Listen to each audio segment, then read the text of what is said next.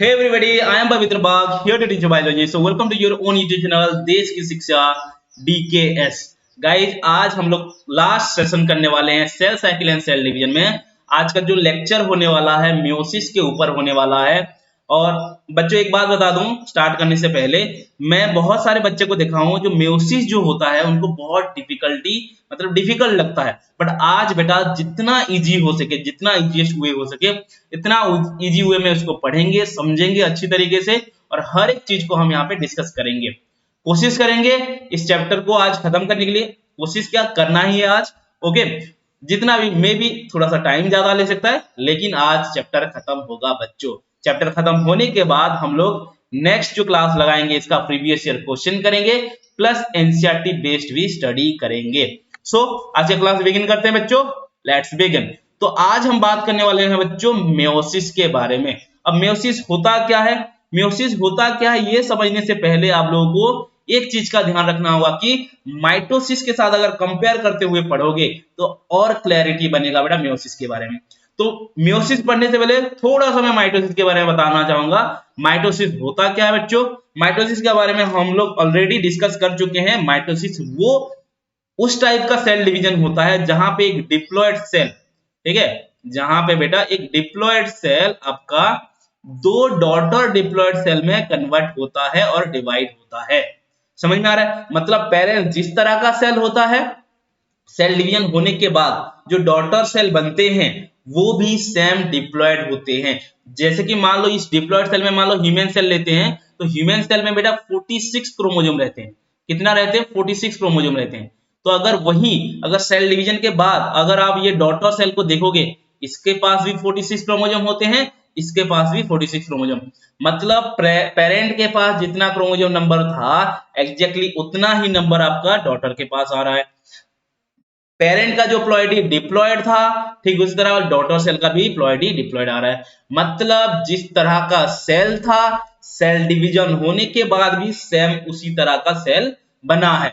इसीलिए बोलते हैं बेटा मैथमेटिकल एक वर्ड यूज करते हैं यहाँ पे हम, क्या कहते हैं बेटा? इक्वेशन, इक्वेशनल डिवीजन कहते हैं इसको। माइटोसिस को क्या कह देते हैं हम? Equational division. ये बात आप लोग को ऑलरेडी पता है, ठीक है। This is called equational division, right? Okay, अब हम आते हैं बात करते हैं मियोसिस के बारे में। मियोसिस में पहले बात मैं बता देता हूं बेटा, माइटोसिस में सेल का एक बार डिवाइड होकर दो होता है, बट मियोसिस में थोड़ा सा अलग है। मियोसिस में थोड़ा सा अलग है। अलग क्या है? अलग ये है बेटा, मियोसिस में दो बार डिवीजन होता है। कितना बार डिवीजन होता है? दो बार। ये बात भी थोड़ा सा नोट डाउन कर लेते हैं। ट्वाइस और टू टाइम्स डिवीजन होते हैं। क्या होता है बेटा? टू टाइम्स डिवीजन होते हैं। क्लियर है? कैसे डिवीजन होगा? पहले तो एक डिप्लॉयड सेल आपका डिवीजन होगा, ठीक है। फर्स्ट डिवीजन में जब आपका एक डिप्लॉयड सेल डिवाइड हो रहा है तो ये आधा हो जाता है। क्या हो जाता है बेटा? आधा हो जाता है। आधा मतलब अगर 2n है तो ये हर एक सेल क्या बन जाएंगे? n हो जाएंगे। क्या हो जाएंगे? n हो जाएंगे। मतलब बेटा डिप्लॉयड सेल हाप्लॉयड में कन्वर्ट हो रहे हैं। डिप्लॉयड सेल आपका ये मान लो अगर डिप्लॉयड है तो ये आपका आधा मतलब हाफ हो जा रहा है, तो हाप्लॉयड सेल में कन्वर्ट हुआ। मतलब अगर हम बोले यहाँ पे मान लो 46 क्रोमोसोम नंबर था तो यहाँ पे बेटा 23 आ गया है। इसके पास 23 आया है, इसके पास 23। मतलब क्या हुआ बेटा? जो प्लॉइडी है वो आधा हो गया, मतलब डिक्रीज हुआ है, मतलब रिड्यूस हुआ है। इस प्रकार का जो रिड्यूस हो रहा है इसीलिए इसको हम रिडक्शन डिवीजन भी कहते हैं। क्या कहते हैं बेटा? रिडक्शन डिवीजन भी कहते हैं। तो मियोसिस का जो पहला डिवीजन है बेटा, मियोसिस का जो पहला डिवीजन है वो है आपका रिडक्शन डिवीजन। क्या हो रहा है यहाँ पे? Reduction division. तो पहला डिवीजन क्या है? आई होप थोड़ा बहुत समझ में आ गया है। इसी को हम डिटेल में बात करेंगे बट अभी बेस समझो, ठीक है। उसके बाद हमारे पास क्या बेटा? एन मिला है, हाप्लॉयड सेल मिला है। ये फिर से दोबारा डिवीजन होगा। हमने क्या बोला था स्टार्टिंग से? दो बार डिवीजन होगा। पहला बार में क्या हो गया? डिप्लॉयड सेल हाप्लॉयड में हो गया।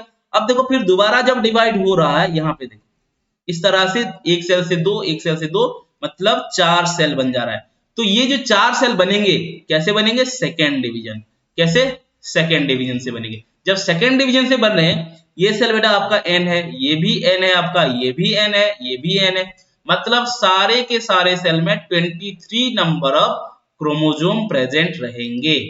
तो अल्टीमेटली क्या हो रहा है बेटा, एक diploid cell to haploid cell बन रहे हैं। यहाँ पे जितने भी आपको दिख रहे हैं ये सब क्या है, हाप्लॉयड सेल है।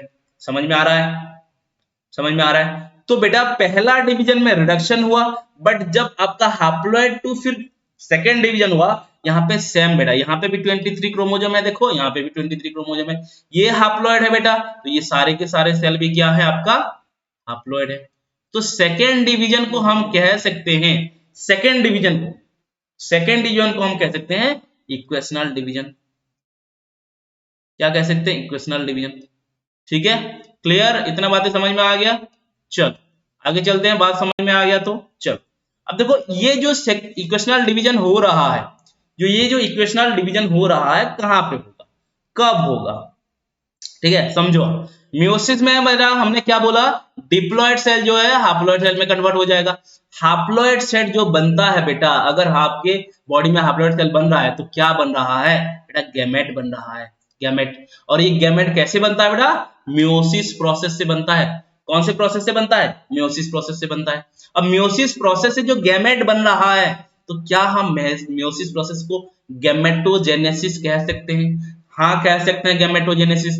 मतलब आपको ये बात पता होना चाहिए गैमेटोजेनेसिस कौन से प्रोसेस से बनता है, तो आपका डायरेक्ट आंसर होना चाहिए बेटा गैमेटोजेनेसिस होता है मियोसिस प्रोसेस से। तो मियोसिस आपका होकर क्या बना बेटा, गैमेट। अब गैमेट क्या होते हैं, गैमेट आइदर स्पर्म हो सकता है, आइदर एग हो सकता है। अगर स्पर्म हुआ तो आपका मेल में होगा, अगर एग हुआ तो फीमेल में होगा। ये हो गया आपका स्पर्म, ये हो गया आपका एग। स्पर्म एंड एग बेटा फर्टिलाइजेशन प्रोसेस में जाकर, कौन सा प्रोसेस बेटा, फर्टिलाइजेशन, फर्टिलाइजेशन प्रोसेस में जाकर जो हाप्लॉयड बने थे, स्पर्म प्लस स्पर्म और एग के बीच में फ्यूजन होगा, फ्यूजन होने के बाद आपका जायगोट बनाएंगे, और जायगोट बेटा डिप्लॉयड इन नेचर होता है। तो बेटा जो मियोसिस में जो हाप्लॉयड हो गया था सेल, वो आपका फिर फर्टिलाइजेशन करके डिप्लॉयड बन जा रहा है। मतलब बेटा अगर बेटा हाप्लॉयड नहीं बनाता मियोसिस, तो नया बच्चा पैदा नहीं होते, सिंपल सा बात है। तो इसका मतलब यहाँ पे ये समझने वाला बात है, आधा क्यों कर रहा है, आधा क्यों कर रहा है। अगर आधा नहीं करता बेटा, स्पर्म के पास 46 क्रोमोसोम आते, और 46 इसके पास आते तो एग के पास भी 46 आते हैं। समझ में आ रहा है क्या बोल रहे हैं, 46 बेटा जायगोट में 92 क्रोमोसोम हो जाते, 92 क्रोमोसोम हो जाता तो आपको प्लॉइडी क्या होता है, डिप्लॉइड से आपका टेट्राप्लॉइडी हो जाता, तो अलग ही प्रकार का एक ऑर्गेनिज्म बन जाते बेटा। तो वही प्लॉइडी को मेंटेन करने के लिए, वही क्रोमोसोम नंबर को मेंटेन करने के लिए पहला क्या कर दिया जाता है, क्रोमोसोम नंबर को रिड्यूस कर दिया जाता है, हाप्लॉइड कर दिया जाता है, ताकि मदर का हाप्लॉइड, फादर का हाप्लॉइड, ओवम और एग और स्पर्म आपका फ्यूज होके जो जायगोट बनाएंगे उसका प्लॉइडी डिप्लॉयड ही हो। समझ में आ रहा है क्या बोल रहे हैं। तो बेटा हमने क्या सीखा अभी, मियोसिस जो है बेटा रिड्यूस कर रहा है डिप्लॉयड सेल को हाप्लॉयड सेल में कन्वर्ट कर रहा है, बट फर्टिलाइजेशन वहीं पे वही प्लॉइडी को यहाँ पे क्या कर रहा है बेटा, रिस्टोर कर रहा है। रिस्टोर मतलब हाप्लॉयड सेल का फ्यूजन करके डिप्लॉयड सेल बना दे रहा है। क्लियर है, ओके आगे चलते हैं। ओके अब होता कहां पे, कौन सा चीज कहां पे होता है, माइटोसिस बेटा आपका यूकेरियोटिक सेल्स में, all kinds of eukaryotic cell में हो जाता है, बट मियोसिस जो है बेटा कुछ पर्टिकुलर डेफिनाइट सेल में होता है। ठीक है, ऐसा नहीं कि हर सेल में हो जाए। हमारे स्किन में मियोसिस नहीं होता है, समझ में आ रहा है, हमारे लिवर सेल में मियोसिस नहीं होता है। कहां पे होता है, कुछ ऐसा सेल जो कि बेटा गैमेट बना पा रहा हो, मतलब ह्यूमन रिप्रोडक्टिव सिस्टम में जो सेल होंगे वही सेल में मियोसिस होगा जो कि गैमेट बनाएंगे। ह्यूमन का जो भी ऑर्गेनिज्म गैमेट बनाता है, जो ऑर्गेनिज्म सेक्सुअल रिप्रोडक्शन करता है, और सेक्सुअल रिप्रोडक्शन के लिए चाहिए होता है गैमेट, और उस गैमेट बनाने के लिए जो सेल चाहिए होता है वही सेल में बेटा आपका मियोसिस होता है। तो ऐसा है, मियोसिस के बारे में हमने ये सीखा कि मियोसिस हर सेल में नहीं होते हैं, कुछ सर्टेन सेल पर्टिकुलर सेल में होते हैं। और क्या हमेशा होते हैं, क्या हमारे बॉडी में अभी मियोसिस हो रहा होगा, नहीं, हमेशा नहीं होते बेटा, एक पर्टिकुलर टाइम में होता है, जब आपका गैमेट फॉर्मेशन का टाइम आता है तभी होता है। समझ में आ रहा है, बट माइटोसिस ऑलवेज चलता रहता है। क्यों ऑलवेज चलता रहता है, क्योंकि हमारे बॉडी का सेल टिश्यू सब कुछ क्या हो रहा है, लॉस होता है, डैमेज होता रहता है, तो उसको रिप्लेसमेंट के लिए, उसको लॉस टिश्यू को रिप्लेस करने के लिए, भरपाई करने के लिए माइटोसिस होता रहता है। क्लियर है? ओके, हमने जो ये अभी सर्टेन सेल बोला है, ये कहाँ पे होता है बेटा? That is cells of sexually reproducting organism. Sexually reproducing organism के सेल्स में ही होंगे, अदरवाइज नहीं। सर ये क्या बात बोल दिया आपने? क्या हम सेक्सुअली रिप्रोड्यूस करते हैं? हाँ करते हैं। तो हमारे सेल, बट हमारा सारा सेल में नहीं, कुछ पर्टिकुलर सेल में रिप्रोडक्शन और मियोसिस होगा। समझ में आ गया? चलो आगे चलते हैं। ओके, अब देखो बेटा, कुछ ऐसे ऑर्गेनिज्म है, कुछ ऐसे ऑर्गेनिज्म है जो दोनों अपना लाइफ साइकिल का दोनों फेज रखते हैं। अपने लाइफ में दो फेज रखते हैं। एक टाइम में वो हाप्लॉइड रहते हैं, एक टाइम में डिप्लॉइड रहते हैं। समझ में नहीं आया होगा बात? सुनो, हम जो है बेटा, हमारे जिंदगी भर हम डिप्लॉयड ही रहते हैं। मतलब हमारा हर सेल में प्लॉयडी आपका डिप्लॉयड होता है। बट जब गैमेट फॉर्म करते हैं, ओनली गैमेट सेल हैप्लॉयड होते हैं। बट कुछ ऐसे ऑर्गेनिज्म हैं, उनका लाइफ साइकिल में टोटल बॉडी डिप्लॉयड रहेगा एक टाइम में, और वो जब कुछ ऐसा टाइम आएगा जब उनका टोटल लाइफ क्या होगा बेटा? हैप्लॉयड रहेगा। मतलब डिप्लॉयड से हैप्लॉयड में कन्वर्ट होते हैं और हैप्लॉयड से डिप्लॉयड में कन्वर्ट होते हैं। ऐसा भी होता है बेटा, कोई कोई ऑर्गेनिज्म है जिनके लाइफ में haploid diploid, diploid haploid, haploid diploid ऐसे होता रहता है। मतलब जनरेशन स्विच होता है, haploid generation to diploid generation, diploid generation to haploid generation. इस प्रकार का सिचुएशन को, इस प्रकार का कंडीशन को हम कहते हैं बेटा अल्टरनेशन जनरेशन। अल्टरनेशन मतलब क्या है?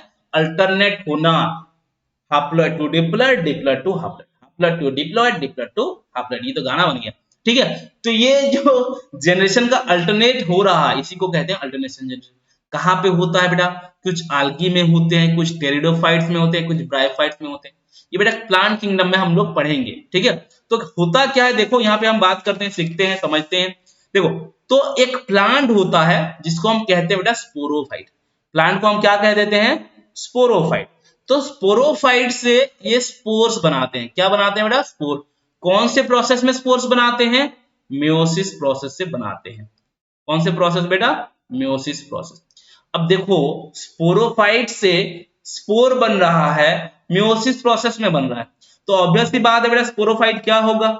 डिप्लॉयड होगा। क्योंकि अभी अभी हमने बात किया था कि डिप्लॉयड सेल में आपका क्या होता है? मियोसिस होता है। डिप्लॉयड आपका रिड्यूस होकर हैप्लॉयड बनता है। तो अगर स्पोरोफाइट डिप्लॉयड था तो स्पोर्स क्या हो जाएगा बेटा? हैप्लॉयड हो जाएगा, क्योंकि मियोसिस हुआ है। समझ में आ रहा है क्या बोल रहा है? तो यहाँ पे कुछ स्पोर्स बन गए मान लो, ठीक है? ये स्पोर बेटा माइटोसिस प्रोसेस जाते हैं। कौन सा प्रोसेस जाते हैं? Mitosis process. तो यहाँ पे देखो माइटोसिस, जब माइटोसिस हो रहा है, माइटोसिस में क्या होता है बेटा? इक्वेशनल डिवीजन होता है, अभी अभी हमने बात किया है। तो स्पोर्स अगर माइटोसिस जा रहा है, स्पोर्स अगर हैप्लॉयड है तो हैप्लॉयड सेल ही बनाएगा ना। तो स्पोर्स से बेटा गैमेटोफाइट बनता है, और गैमेटोफाइट भी क्या होता है? हैप्लॉयड इन नेचर होता है। क्या होता है बेटा? Haploid in nature. अब गैमेटोफाइट क्या है? गैमेटोफाइट है क्या? प्लांट का एक ऐसा स्टेज, ऐसा स्ट्रक्चर जो गैमेट बना पाएगा, उसको हम कहेंगे गैमेटोफाइट। समझ में आ रहा है? गैमेटोफाइट क्या है? एक ऐसा पार्ट और ऐसा स्टेज ऑफ प्लांट जो गैमेट बना पाएगा, उसको हम क्या कहेंगे? गैमेटोफाइट। सिंपल है। ओके, तो गैमेट्स बनाएगा गैमेटोफाइट। अब जब गैमेट्स बनाएगा, कौन से प्रोसेस में बनाएगा, ये भी समझ में आना चाहिए। अब देखो, गैमेटोफाइट आपका हैप्लॉयड है। गैमेट क्या होते हैं बेटा? हैप्लॉयड होते हैं। गैमेट क्या होते हैं? हैप्लॉयड होते हैं। समझ में आ रहा है क्या बोल रहे हैं? तो हैप्लॉयड टू हैप्लॉयड बन रहा है, तो क्या बनेगा? कौन सा प्रोसेस जाएगा यहाँ पे? सिंपल सा बात है बच्चों, माइटोसिस। क्या बनेगा? माइटोसिस। अब देखो, गैमेट दो प्रकार का बन सकता है। गैमेट दो प्रकार का बन सकता है। एक आपका बन सकता है स्पर्म, एक बन सकता है एग। कौन से प्रोसेस में बनेगा गैमेट? माइटोसिस प्रोसेस में। कहां से बना? गैमेटोफाइट से। और टोटल अगर देखा जाए तो पहले मियोसिस हुआ है। क्लियर है? समझ में आ रहा है? ओके, स्पर्म एंड एग दोनों बेटा फर्टिलाइज करके, स्पर्म भी हैप्लॉयड है, एग भी आपका हैप्लॉयड है। तो स्पर्म एंड एग दोनों फर्टिलाइजेशन प्रोसेस, कौन सा प्रोसेस? फर्टिलाइजेशन प्रोसेस में जाकर क्या बना दिए? जाइगोट बना दिए। अब जाइगोट कितना होता है बेटा? प्लॉयडी। स्पर्म का एन, एग का n, n plus n, 2n, मतलब जाइगोट हो गया आपका डिप्लॉयड। समझ में आ रहा है? देखो हैप्लॉइड ट्यूब किस में कन्वर्ट हुए, डिप्लॉइड में कन्वर्ट हुए। फिर आपका जायगोट कन्वर्ट होता है बेटा स्पोरोफाइट में। अब देखो जायगोट आपका डिप्लॉइड है, स्पोरोफाइट भी डिप्लॉइड है। डिप्लॉइड टू डिप्लॉइड बन रहा है, मतलब कौन से प्रोसेस में होगा बेटा, माइटोसिस प्रोसेस। दिमाग में चमक रहा है ना बातें, तो ये हो गया बेटा माइटोसिस प्रोसेस। समझ में आ रहा है? ओके। तो हमने क्या बोला बेटा, क्या बोला था बेटा, अल्टरनेशन जनरेशन होता है। अल्टरनेशन जनरेशन में क्या होता है बेटा, माइटोसिस टू मियोसिस। क्या होगा, माइटोसिस टू मियोसिस होगा, और मियोसिस टू माइटोसिस हमेशा होता रहेगा अल्टरनेशन जनरेशन में। और क्या होगा बेटा, प्लांट का डिप्लॉयड स्टेज टू हैप्लॉइड में कन्वर्ट होगा। किसमें कन्वर्ट होगा, हैप्लॉइड में, और हैप्लॉइड टू डिप्लॉइड में कन्वर्ट होगा। Mitosis to meiosis, meiosis to mitosis, mitosis meiosis, meiosis mitosis, diploid haploid, haploid diploid, diploid haploid, haploid diploid, इसी तरह से चलेगा। देख लो यहाँ पे, यहां से देखो ये पार्ट, इधर के पार्ट देखो, ये पार्ट आपका डिप्लॉयड और यहीं पे ये पार्ट आपका हैप्लॉइड है। तो diploid to haploid, haploid to diploid, इस प्रकार का कंसेप्ट को कहते हैं हम अल्टरनेशन जनरेशन। क्या कहते हैं बेटा, अल्टरनेशन जनरेशन। आई होप आप लोगों को समझ में आ गया होगा। ओके चलो, अब देखो बेटा मेयोसिस जो हो रहा है, जो गैमेट बना रहा है, कौन कौन से ऑर्गेनिज्म में गैमेट बनाता है। पहला बात बेटा, मेयोसिस प्रोड्यूसेस गैमेट्स इन एनिमल्स में बनाएगा, कुछ लोअर प्लांट्स होते हैं वहां पे बनेगा, और कुछ प्रोटिस्टा होते हैं वहां पे आपका गैमेट बनाने में मदद करेगा, और आपका फंजाई बनाएगा। ठीक है, बट बेटा यहाँ पे एक बात सुनो, meiosis form asexual reproduction bodies, मतलब मेयोसिस के वजह से आपका गैमेट के साथ साथ एसेक्सुअल रिप्रोडक्शन के लिए जो चीजें चाहिए होता है वो भी बनेगा। जैसे कि एग्जांपल ले लो स्पोर, आप लोगों को पता होगा बेटा एसेक्सुअल रिप्रोडक्शन में स्पोरुलेशन होता है, फंजाई वगैरह देखोगे तो स्पोर से उनका जर्मिनेशन होके क्या होता है, न्यू ऑर्गेनिज्म बनते हैं। तो स्पोर जो फॉर्म हो रहा है, स्पोर क्या है, एसेक्सुअल रिप्रोडक्शन कराने में मदद कर रहा है। तो एसेक्सुअल रिप्रोडक्शन में कराने में मदद कर रहा है, तो उसको कहते हैं हम एसेक्सुअल रिप्रोडक्शन कंपोनेंट। तो किसके वजह से बनता है स्पोर, मेयोसिस की वजह से बनता है। और जनरली जब आपका हायर प्लांट्स में ये बनता है, और हायर प्लांट में आपका स्पोर बन के बेटा वो स्पोर आपका फिर से माइटोसिस प्रोसेस जाकर गैमेट बना देता है। क्लियर है इतना बातें, चलो आगे चलो। ओके, अब बेटा ड्यूरेशन क्या है, अब हम बात करेंगे क्या ड्यूरेशन है। ठीक है, ड्यूरेशन का मतलब क्या हो गया यहाँ पे, कौन से सेल में मियोसिस कितना टाइम तक होता है। चलो एक एग्जांपल लेते हैं बेटा, ड्रोसोफिला, सुने होगे नाम, तो सुने ही होगे ड्रोसोफिला, इसको फ्रूट फ्लाई भी कहा जाता है। तो ड्रोसोफिला में जो मियोसिस होता है बेटा 1 से 2 दिन तक चलता है। कितना दिन तक चलता है बेटा, 1 to 2 डेज, 1 to 2 डेज चलता है। अगर मैं ह्यूमन का बात करूं, अगर मैं ह्यूमन का बात करूं कितना टाइम चलता है बेटा, 24 दिन से ज्यादा चलता है, 24 डेज से भी ज्यादा चलता है। और आप लोग को जानकर हैरानी होगा बेटा कि ये सालों साल चलता है, मेनी इयर्स तक चलता है। मैं एक एग्जांपल बताता हूं बेटा, जब फीमेल मदर के वूम के अंदर होता है, प्रेगनेंसी के टाइम में, जब जो बच्चा फीमेल होता है, अगर फीमेल है बच्चा, अगर मदर को ओम के सॉरी मदर के ओम के अंदर जब होता है, उसी टाइम में फिटल स्टेज में गैमेट बनाना स्टार्ट करता है। कब गैमेट बनाना स्टार्ट करता है बेटा, फिटल स्टेज में, जब फिटस एम्ब्रियो के स्टेज में रहता है तभी गैमेट बनाना स्टार्ट कर देता है फीमेल।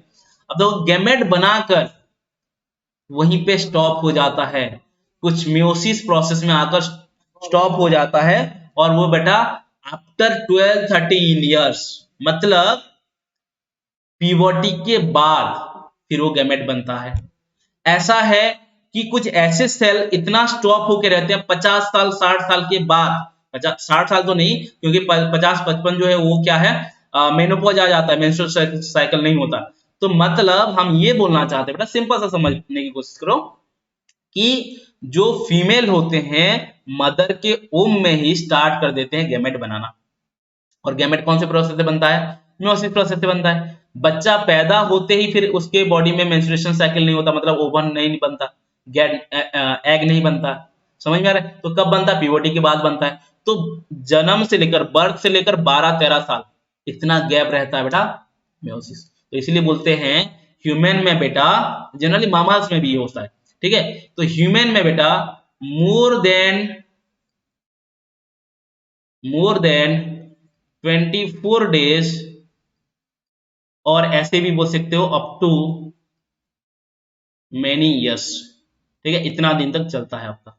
कितना दिन तक चलता है बेटा? इतना दिन तक आपका म्योसिस चलता है। क्लियर है? इतना बातें समझ में आ रहा है? चलो ओके। अब आते हैं कुछ टर्म सीखते हैं, मेयोसाइट्स। ओके, एक टर्म दिया है यहाँ पे मेयोसाइट। मेयोसाइट, मेयो मतलब यहाँ पे बात किया जा रहा है बेटा मियोसिस का। किसका बात किया जा रहा है? मियोसिस का। अब यहाँ पे साइट्स लिखा है, साइट मतलब जानते हो बेटा साइटोलॉजी, साइटोलॉजी मतलब सेल। मियोसाइट्स का मतलब वो सेल जिसमें मियोसिस होता है। The cell where meiosis occur that is called meiocyte, that is called meiocyte. तो मेयोसाइट कितने प्रकार के हुए? चलो मेयोसाइट के बारे में थोड़ा सा बात कर लेते हैं। मेयोसाइट्स, ठीक है, मेयोसाइट्स क्या समझे हम? जो सेल में मियोसिस होता है उसको हम मेयोसाइट कहते हैं। मेयोसाइट बेटा तीन प्रकार के होते हैं। एक तो होता है बेटा स्पर्माटोसाइट। क्या होता है आपका? स्पर्माटोसाइट होते हैं। दूसरा है बेटा oocyte होता है। क्या होता है? oocytes होते हैं। तीसरा क्या है बेटा? स्पोरोसाइट है। अब नाम से ही आप लोगों को पता चल जा रहा होगा इनका काम क्या होता होगा। इनका नाम क्या होता है? स्पर्माटोसाइट, स्पर्म बनाने वाला सेल। क्या बनाने वाला सेल बेटा? स्पर्म बनाने वाला सेल। तो ये क्या बनाएगा? स्पर्म बनाएगा, ऑब्वियस सी बात है स्पर्म बनाएगा।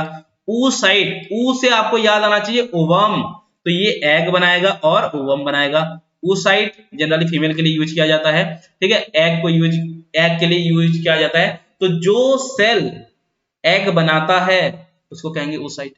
क्लियर है? स्पोरोसाइट, जो सेल स्पोर्स बनाता है उसको हम कहेंगे स्पोरोपाइट, स्पोरोसाइट। समझ में आ रहा है? स्पोर्स। क्लियर है? ओके, क्लियर है? ये हो गया बेटा मियोसाइट्स के बारे में, मियोसाइट्स के बारे में। ठीक है, आगे चलते हैं और बातें सीखते हैं। अब बेटा हम स्पेशल फीचर सीखेंगे मियोसिस का। मियोसिस का स्पेशल फीचर, पहला फीचर मैं बताता हूं। पहला फीचर ये है, मियोसिस में 2 डिवीजन होंगे। मियोसिस में 2 बार डिवीजन होगा, बट डीएनए का जो रेप्लिकेशन होगा बेटा, डीएनए का जो रेप्लिकेशन होगा कितने बार होगा? ओनली वंस, एक ही बार होगा। ये क्वेश्चन आता है बेटा, इंपॉर्टेंट है, पूछा जाता है मियोसिस में कितने बार डीएनए रेप्लिकेशन और डीएनए का डुप्लीकेशन होता है। आपका आंसर होना चाहिए 1। कितना होना चाहिए बेटा? 1। देखो माइटोसिस में एक बार डिवीजन होता है, एक बार डीएनए रेप्लिकेशन होता है। बच्चे क्या करते हैं, मियोसिस में 2 बार डिवीजन है तो डीएनए रेप्लिकेशन 2 बार हो रहा होगा, ऐसा सोचते हैं, बट ऐसा नहीं है, एक ही बार डीएनए का रेप्लिकेशन होता है। तो देखो मान लो यहां पे हमारा एक सेल है बेटा, suppose here we have a cell. यहाँ पे हमारे पास एक सेल है, मान लो ये आपका डिप्लॉइड सेल है। ठीक है, डिप्लॉइड सेल है। डिप्लॉइड सेल बेटा ये इंटरफेज जाता है। इंटरफेज आप लोगों को पता है, G1 फेज, S फेज, ये सब होता है आपका। ठीक है, G1 G2 S, इसी इंटरफेज में बेटा डीएनए का रेप्लिकेशन होता है। इसी इंटरफेज में आपका डीएनए का रेप्लिकेशन होता है। कहां पे होता है, कौन से फेज में होता है, आप लोग मुझे कमेंट में बताएंगे डीएनए रेप्लिकेशन कहां पे होता है। ओके, उसके बाद बेटा इंटरफेज में सेल का ग्रोथ होता है। देखो यहाँ पे थोड़ा सा ग्रोथ हुआ है। ठीक है, ग्रोथ होने के बाद बेटा यहाँ पे पहला डिवीजन होता है। पहला डिवीजन होता है मियोसिस का, फर्स्ट डिवीजन। कौन सा डिवीजन बेटा? First division. इसको मियोसिस 1 भी कहा जाता है। क्या कहते हैं इसको? मियोसिस 1 भी कहते हैं। M1 लिख दे रहा हूं अभी के लिए, मियोसिस 1। ठीक है, जब मियोसिस 1 होता है, कुछ देर पहले मैंने बताया था बेटा, ये हाप्लॉइड हो जाता है। ये दोनों का दोनों क्या हो जाते हैं? हाप्लॉइड हो जाते हैं। हाप्लॉइड होने के बाद सेकेंड डिवीजन होता है। क्या होता है बेटा? सेकेंड डिवीजन होता है। सेकेंड जब डिवीजन होता है तो ये स्टील आपका क्या होता है? हाप्लॉइड रहते हैं। क्या रहते हैं ये? हाप्लॉइड रहते हैं। समझ में आ रहा है क्या बोल रहे हैं? तो हमने बेटा देखो यहाँ पे फर्स्ट डिवीजन हुआ एंड यहाँ पे सेकेंड डिवीजन हुआ। डिवीजन देखा जाए तो कितने बार हुआ बेटा? 2 बार डिवीजन हुआ, बट डीएनए रेप्लिकेशन कितना बार हुआ? एक ही बार। तो ये क्वेश्चन में आता है, समझ में रखेंगे, इस बात को याद रखेंगे। तो होल प्रोसेस में, मियोसिस का होल प्रोसेस में एक ही बार डीएनए रेप्लिकेशन हो रहा है। क्लियर है? पहला फीचर ये हो गया बेटा, पहला फीचर। सेकंड फीचर देखते हैं। सेकंड फीचर क्या कहता है बेटा? सिनाप्सिस होता है। क्या होता है बेटा? सिनाप्सिस। देखो सिनाप्सिस बहुत ही इंपॉर्टेंट बात है बेटा। बहुत ही इंपॉर्टेंट बात है। सिनैप्सिस मतलब pairing of chromosome, pairing of chromosome, आसपास दो क्रोमोजोम, एक जैसा क्रोमोजोम पास पास आना, ऐसे पास पास। जैसे कि हमारे एक सेल में कितना क्रोमोजोम होते हैं बेटा, 46 क्रोमोजोम होते हैं। और 46 क्रोमोजोम मतलब कितना पेयर होते हैं, 23 पेयर।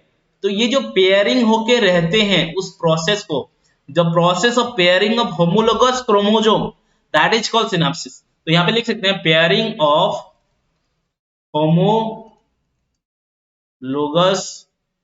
Chromosome, homologous chromosome. अब देखो बेटा, यहाँ पे देखो, ये आपका बेटा दो क्रोमोजोम है, होमोलोगस क्रोमोजोम कह रहे हैं। इनको क्या कह रहे हैं हम, होमोलोगस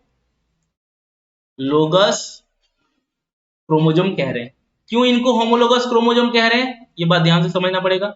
होमोलोगस क्रोमोजोम इसीलिए कह रहे हैं बेटा, इनका स्ट्रक्चर सेम है, स्ट्रक्चर सेम है।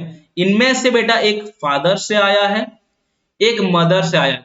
मैंने बोला था आपको हम लोग डिप्लॉयड है बेटा, तो डिप्लॉयड है तो एक आया है मदर से, एक आया है फादर से। और ये बेटा स्ट्रक्चरली सेम है, स्ट्रक्चरली सिमिलर है, राइट। जो क्रोमोजोम स्ट्रक्चरली सिमिलर होते हैं उनको हम होमोलोगस क्रोमोजोम कहते हैं। जैसे कि मदर का क्रोमोजोम नंबर 1 एंड फादर का chromosome number 1, chromosome number 1 chromosome number 1 similar होते हैं, chromosome number 2 chromosome number 2 similar होते हैं, chromosome number 3 chromosome number 3 similar होते हैं। तो ये जब आपका सिनैप्सिस चलता है बेटा, सॉरी, फादर का क्रोमोजोम नंबर 1 मदर का क्रोमोजोम नंबर 1 को ढूंढेगा और उन दोनों के बीच में पेयरिंग होगा, ऐसे आपस में आसपास आएंगे। फादर का क्रोमोजोम नंबर 2 मदर का क्रोमोजोम नंबर 2 एक दूसरे का साथ स्टेम है, सिमिलर है, तो पेयरिंग करेंगे। समझ में आ रहा है, इसी पेयरिंग प्रोसेस को हम कहते हैं बेटा सिनैप्सिस। इसी पेयरिंग प्रोसेस को क्या कहते हैं, सिनैप्सिस। और दोनों का दोनों क्रोमोजोम क्या होते हैं, सिमिलर होते हैं, इसलिए इनको क्या कह देते हैं हम, होमोलोगस क्रोमोजोम कह देते हैं। क्लियर है, ओके। अब देखो क्रोमोजोम के बारे में थोड़ा सा यहाँ पे बात करेंगे, हम सीखेंगे क्रोमोजोम होता क्या है। ओके, अब देखो बेटा, यहाँ पे क्रोमोजोम के यहाँ पे बीच में सेंटर में एक राउंड जैसे कंस्ट्रिक्टेड जगह होता है, सेंटर में होता है, इसीलिए कह देते हैं हम सेंट्रोमियर। क्या कह देते हैं इसको, सेंट्रोमियर। समझ में आ रहा है, क्या कह देते हैं इनको, सेंट्रोमियर। ओके, अब देखो सेंट्रोमियर में आपका क्रोमाटिड्स लगे होते हैं। क्या लगे होते हैं बेटा, क्रोमाटिड्स। तो मैं यहाँ पे आप लोग को दिखाता हूं, इस क्रोमोजोम को देखो, यहां से लेकर यहां तक ये आपका एक क्रोमाटिड है। क्या है बेटा, एक क्रोमाटिड है। और इसी क्रोमाटिड का आइडेंटिकल कॉपी है ये दूसरा वाला, ये दूसरा वाला। तो क्रोमाटिड 1 का आइडेंटिकल कॉपी क्या है, ये 2। समझ में आ रहा है, क्रोमोजोम में दो क्रोमाटिड देखे हमने, एक क्रोमाटिड का दूसरा आइडेंटिकल, दूसरा क्रोमाटिड है। तो 1 एंड 2 जो मैंने यहाँ पे नंबर दिया है, ये दोनों आइडेंटिकल हैं। ये पेयर जो है बेटा आइडेंटिकल है, आइडेंटिकल, आइडेंटिकल क्रोमाटिड कहते हैं इनको। क्या कहते हैं इनको, क्रोमाटिड। तो दोनों को जब हम पेयर में बात करते हैं, दोनों को सेम क्रोमोजोम का दो क्रोमाटिड को हम कहते हैं सिस्टर क्रोमाटिड। क्यों सिस्टर क्रोमाटिड कहते हैं, दोनों का दोनों क्या है बेटा, आइडेंटिकल है। ठीक है, इस बात को लिख सकते हैं, इनको हम सिस्टर क्रोमाटिड कहते हैं। क्यों सिस्टर क्रोमाटिड कह रहे हैं बेटा, क्योंकि आइडेंटिकल है। ठीक है, तो हम लिख देते हैं इनको यहाँ पे। देखो ये दोनों आपका क्या है बेटा, सिस्टर क्रोमाटिड। ये दोनों क्या है, सिस्टर क्रोमाटिड। ठीक है, क्या कहते हैं इनको, सिस्टर क्रोमाटिड। ओके, अब देखो ये अगर 3 और ये 4 है, 3 और 4 भी क्या होंगे, सिस्टर क्रोमाटिड होंगे। 3 एंड 4 भी क्या होंगे, सिस्टर क्रोमाटिड, आइडेंटिकल होंगे। बट बेटा यहाँ पे अगर मैं बात करूं 1 एंड 4, इन दोनों को, ये और ये 1 एंड 4 को अगर बात करूं, ये आइडेंटिकल नहीं है, सिमिलर है। अगर वहीं पे मैं बात करूं 1 एंड 3, ये दोनों भी बेटा आइडेंटिकल नहीं है, सिमिलर है। अगर मैं वहीं पे बात करूं 2 एंड 3, ये दोनों भी आइडेंटिकल नहीं है, सिमिलर है। मैं वहीं पे बात करूं 2 एंड 4, ये दोनों भी क्या है बेटा, सिमिलर नहीं है। तो ये जितना पेयर मैंने बनाया है ये एक दूसरे से आइडेंटिकल नहीं है, ये सिमिलर है बेटा। क्या है ये, सिमिलर है। और जब ये सिमिलर हैं, आइडेंटिकल नहीं है, तो इनके लिए एक टर्म यूज करते हैं, that is non sister chromatid कहते हैं इनको। क्या कहते हैं बेटा? Non sister chromatid, non sister chromatid. Clear है? इतना बातें आई हो समझ में आ रहा होगा सारे बच्चे को। This is non sister chromatid, मतलब इसको और इसको हम क्या कहेंगे? एक तरह से नॉन सिस्टर क्रोमाटिड कहेंगे। क्लियर है? ओके। फिर क्या होता है बेटा? फिर क्या होता है बेटा? क्रॉसिंग ओवर होता है। फिर क्या होता है बेटा? थर्ड जो मैंने बता रहा हूं, क्रॉसिंग ओवर होता है। क्रॉसिंग ओवर क्या होता है इसके बारे में आगे जाकर डिस्कस करेंगे। अभी के लिए यहाँ पे इतना ही बात करेंगे। ठीक है, आगे चलो, आगे चलो। ओके, अब यहाँ पे समझो ये क्या चीज हुआ है। यहाँ पे सुनो, ये आपका नेक्स्ट फीचर है। थर्ड तीन फीचर हमने पढ़ लिया। क्या क्या पढ़ा? क्रॉसिंग ओवर पढ़ लिया। देखो और एक बार हमने क्या पढ़ा बेटा? पहला जो पढ़ा, 2 बार डिवीजन होगा, एक बार डीएनए रेप्लिकेशन होगा। दूसरा हमने पढ़ा सिनाप्सिस होगा। तीसरा बेटा क्रॉसिंग ओवर होगा। क्रॉसिंग ओवर में बाद में समझाऊंगा। 4 नंबर क्या होगा बेटा? फोर्थ नंबर क्या होगा यहाँ पे बेटा? होमोलोगस क्रोमोसोम का सेपरेशन होगा। क्या होगा? होमोलोगस क्रोमोसोम का separation. Homologous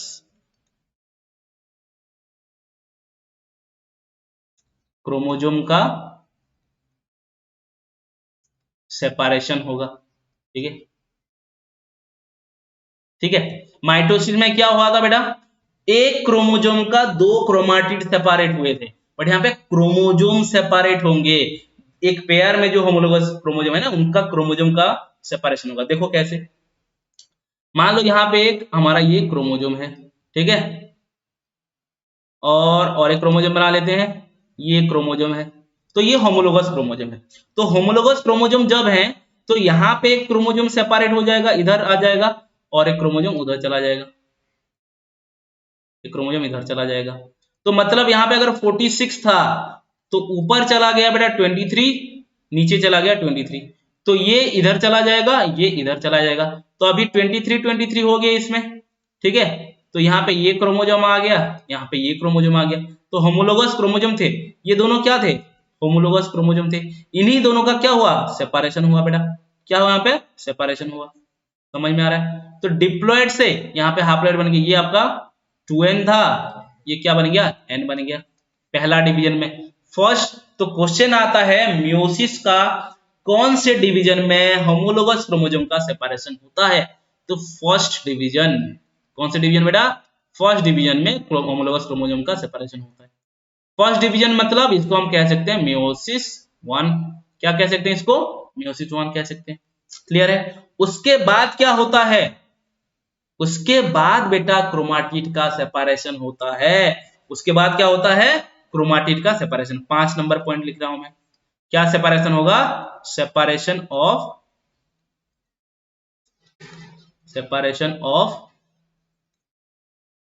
chromatid. Separation of chromatid. Separation of chromatid का मतलब क्या है? अब देखो, समझते हैं इस बात को। यहाँ पे देखो, ये जो क्रोमोसोम है ना, इनके बीच में ऐसे सेपरेशन, ऐसे बीच में यहाँ पे ऐसे सेपरेशन होगा।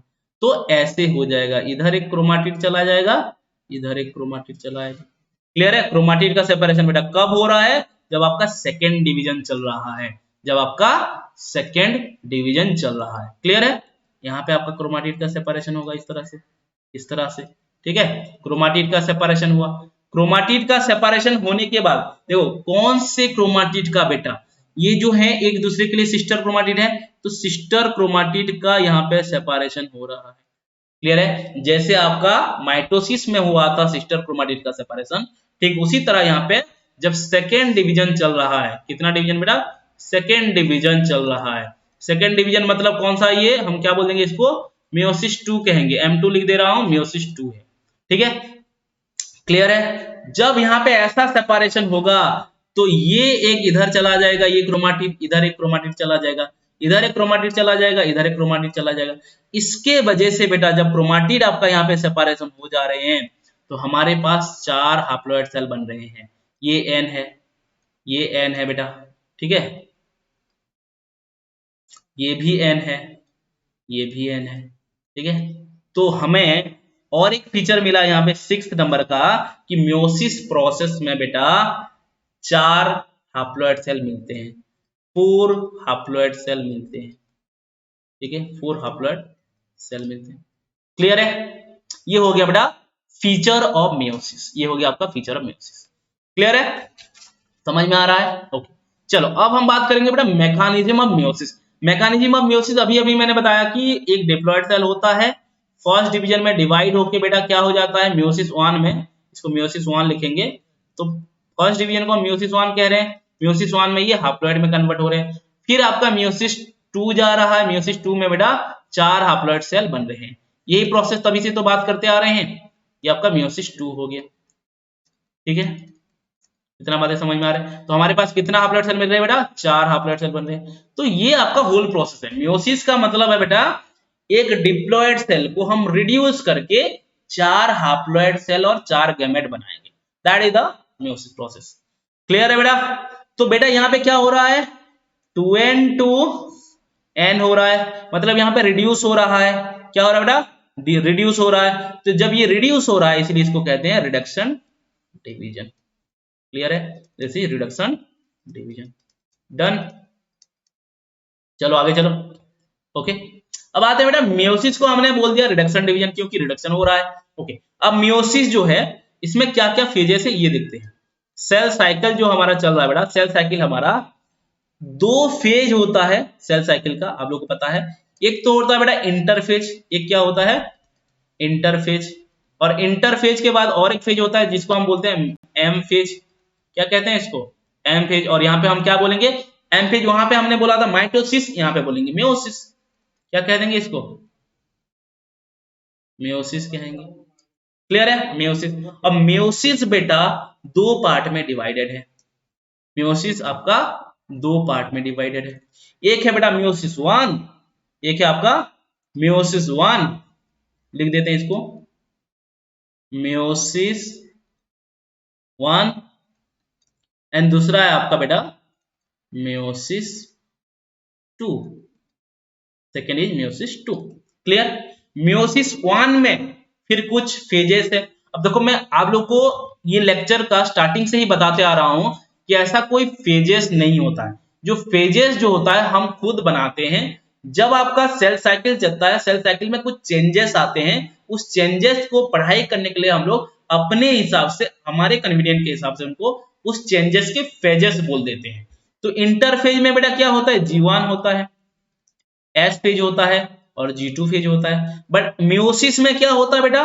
म्योसिस 1 में आपका वही जैसे आपका माइटोसिस में हुआ था पीमेट। पीमेट मतलब क्या? प्रोफेज 1 होगा। क्या होगा बेटा? प्रोफेज 1 होगा। फिर क्या होगा? मेटाफेज, मेटाफेज 1 हो जाएगा। ठीक है, उसके बाद क्या होगा? अनाफेज 1 होगा। ठीक है, अनाफेज 1 होगा। चौथा क्या होगा? टीलोफेज 1 होगा।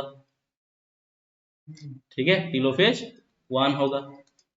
ठीक है, उसके बाद मियोसिस 2 में क्या क्या होंगे? वही 4 होंगे, बस 2 लगा देंगे। मियोसिस 2 में क्या होगा बेटा? प्रोफेज 2। क्या होगा? मेटाफेज 2। ये आप लोग फुल फॉर्म लिखना। ठीक है, फिर क्या होगा बेटा? एनाफेज 2,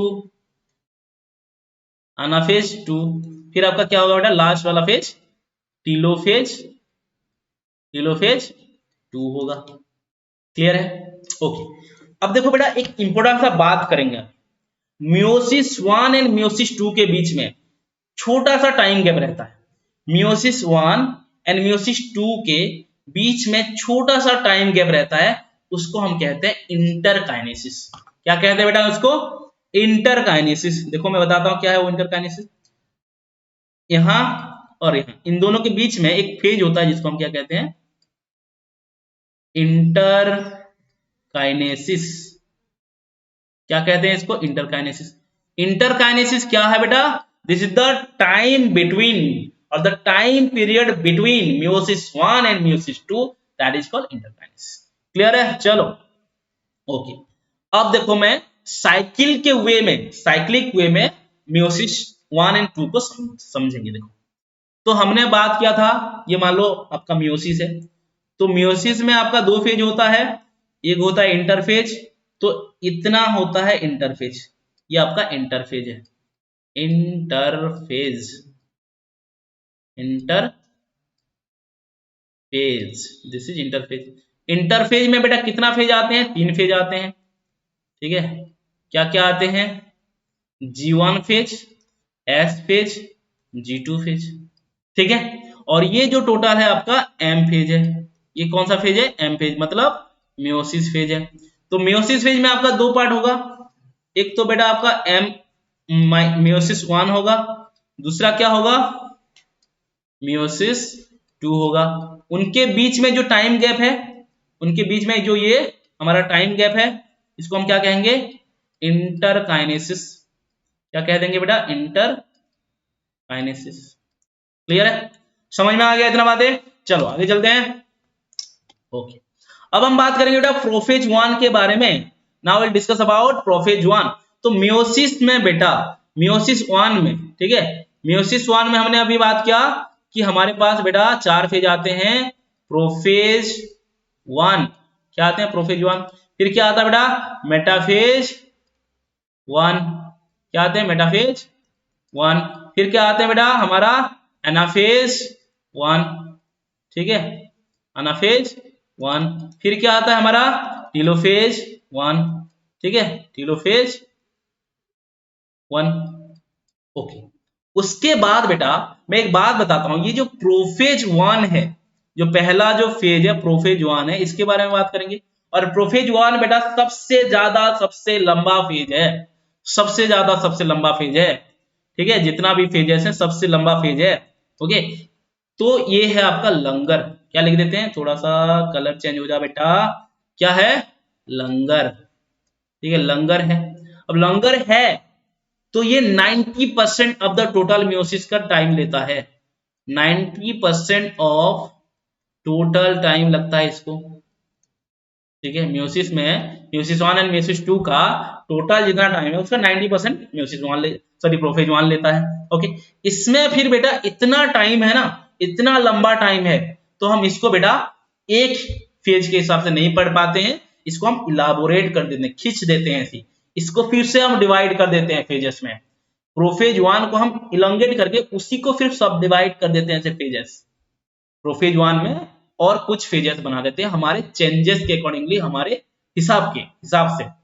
तो क्या क्या बनाते हैं बेटा? पहला जो आता है बेटा लेप्टोटिन, मैं इसको बोलता हूं लिपटा हुआ फेज है, बोलते हैं लेप्टोटिन, ठीक है, लेप्टोटिन। फिर आता है बेटा जाइगोटिन। अब देखो नाम सुन के डरना मत, नाम सुन के डरना मत, नाम से प्यार होना चाहिए, प्यार नहीं होगा तो बायोलॉजी नहीं होगा। जाइगोटिन। फिर आता है बेटा पाचिटिन। क्या आता है? पाचिटिन। फिर आता है बेटा डिप्लोटिन। क्या आता है? डिप्लोटिन। फिर हम किसके बारे में बात करते हैं?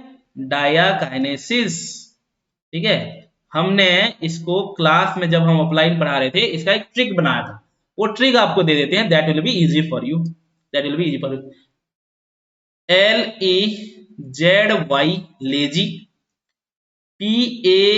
PAPRACHY Prachi, DI lazy Prachi दीदी। इसको हम क्या कहते हैं? लेजी प्राची दीदी। अब देखो बेटा वीडियो थोड़ा सा स्लो चल रहा है, आप लोग उसको फास्ट करके भी देख सकते हो, ठीक है, कोई दिक्कत वाला बात नहीं।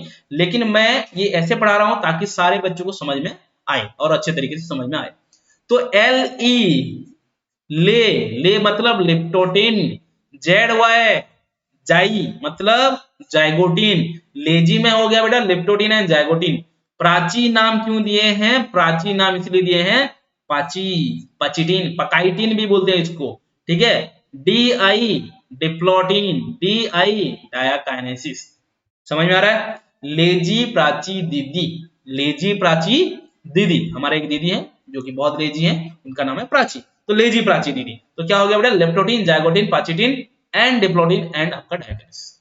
आई होप इतना क्लियर हो गया हो, ठीक है। चलो, तो फर्स्ट बात करेंगे बच्चों हम लोग लिप्टोटिन, प्रोफेज 1 का लिप्टोटिन। अब देखो जैसे आपका माइटोसिस में प्रोफेज पढ़े थे, यहाँ पे भी वही सब चीजें पढ़ेंगे बेटा, वही सब चीजें पढ़ेंगे।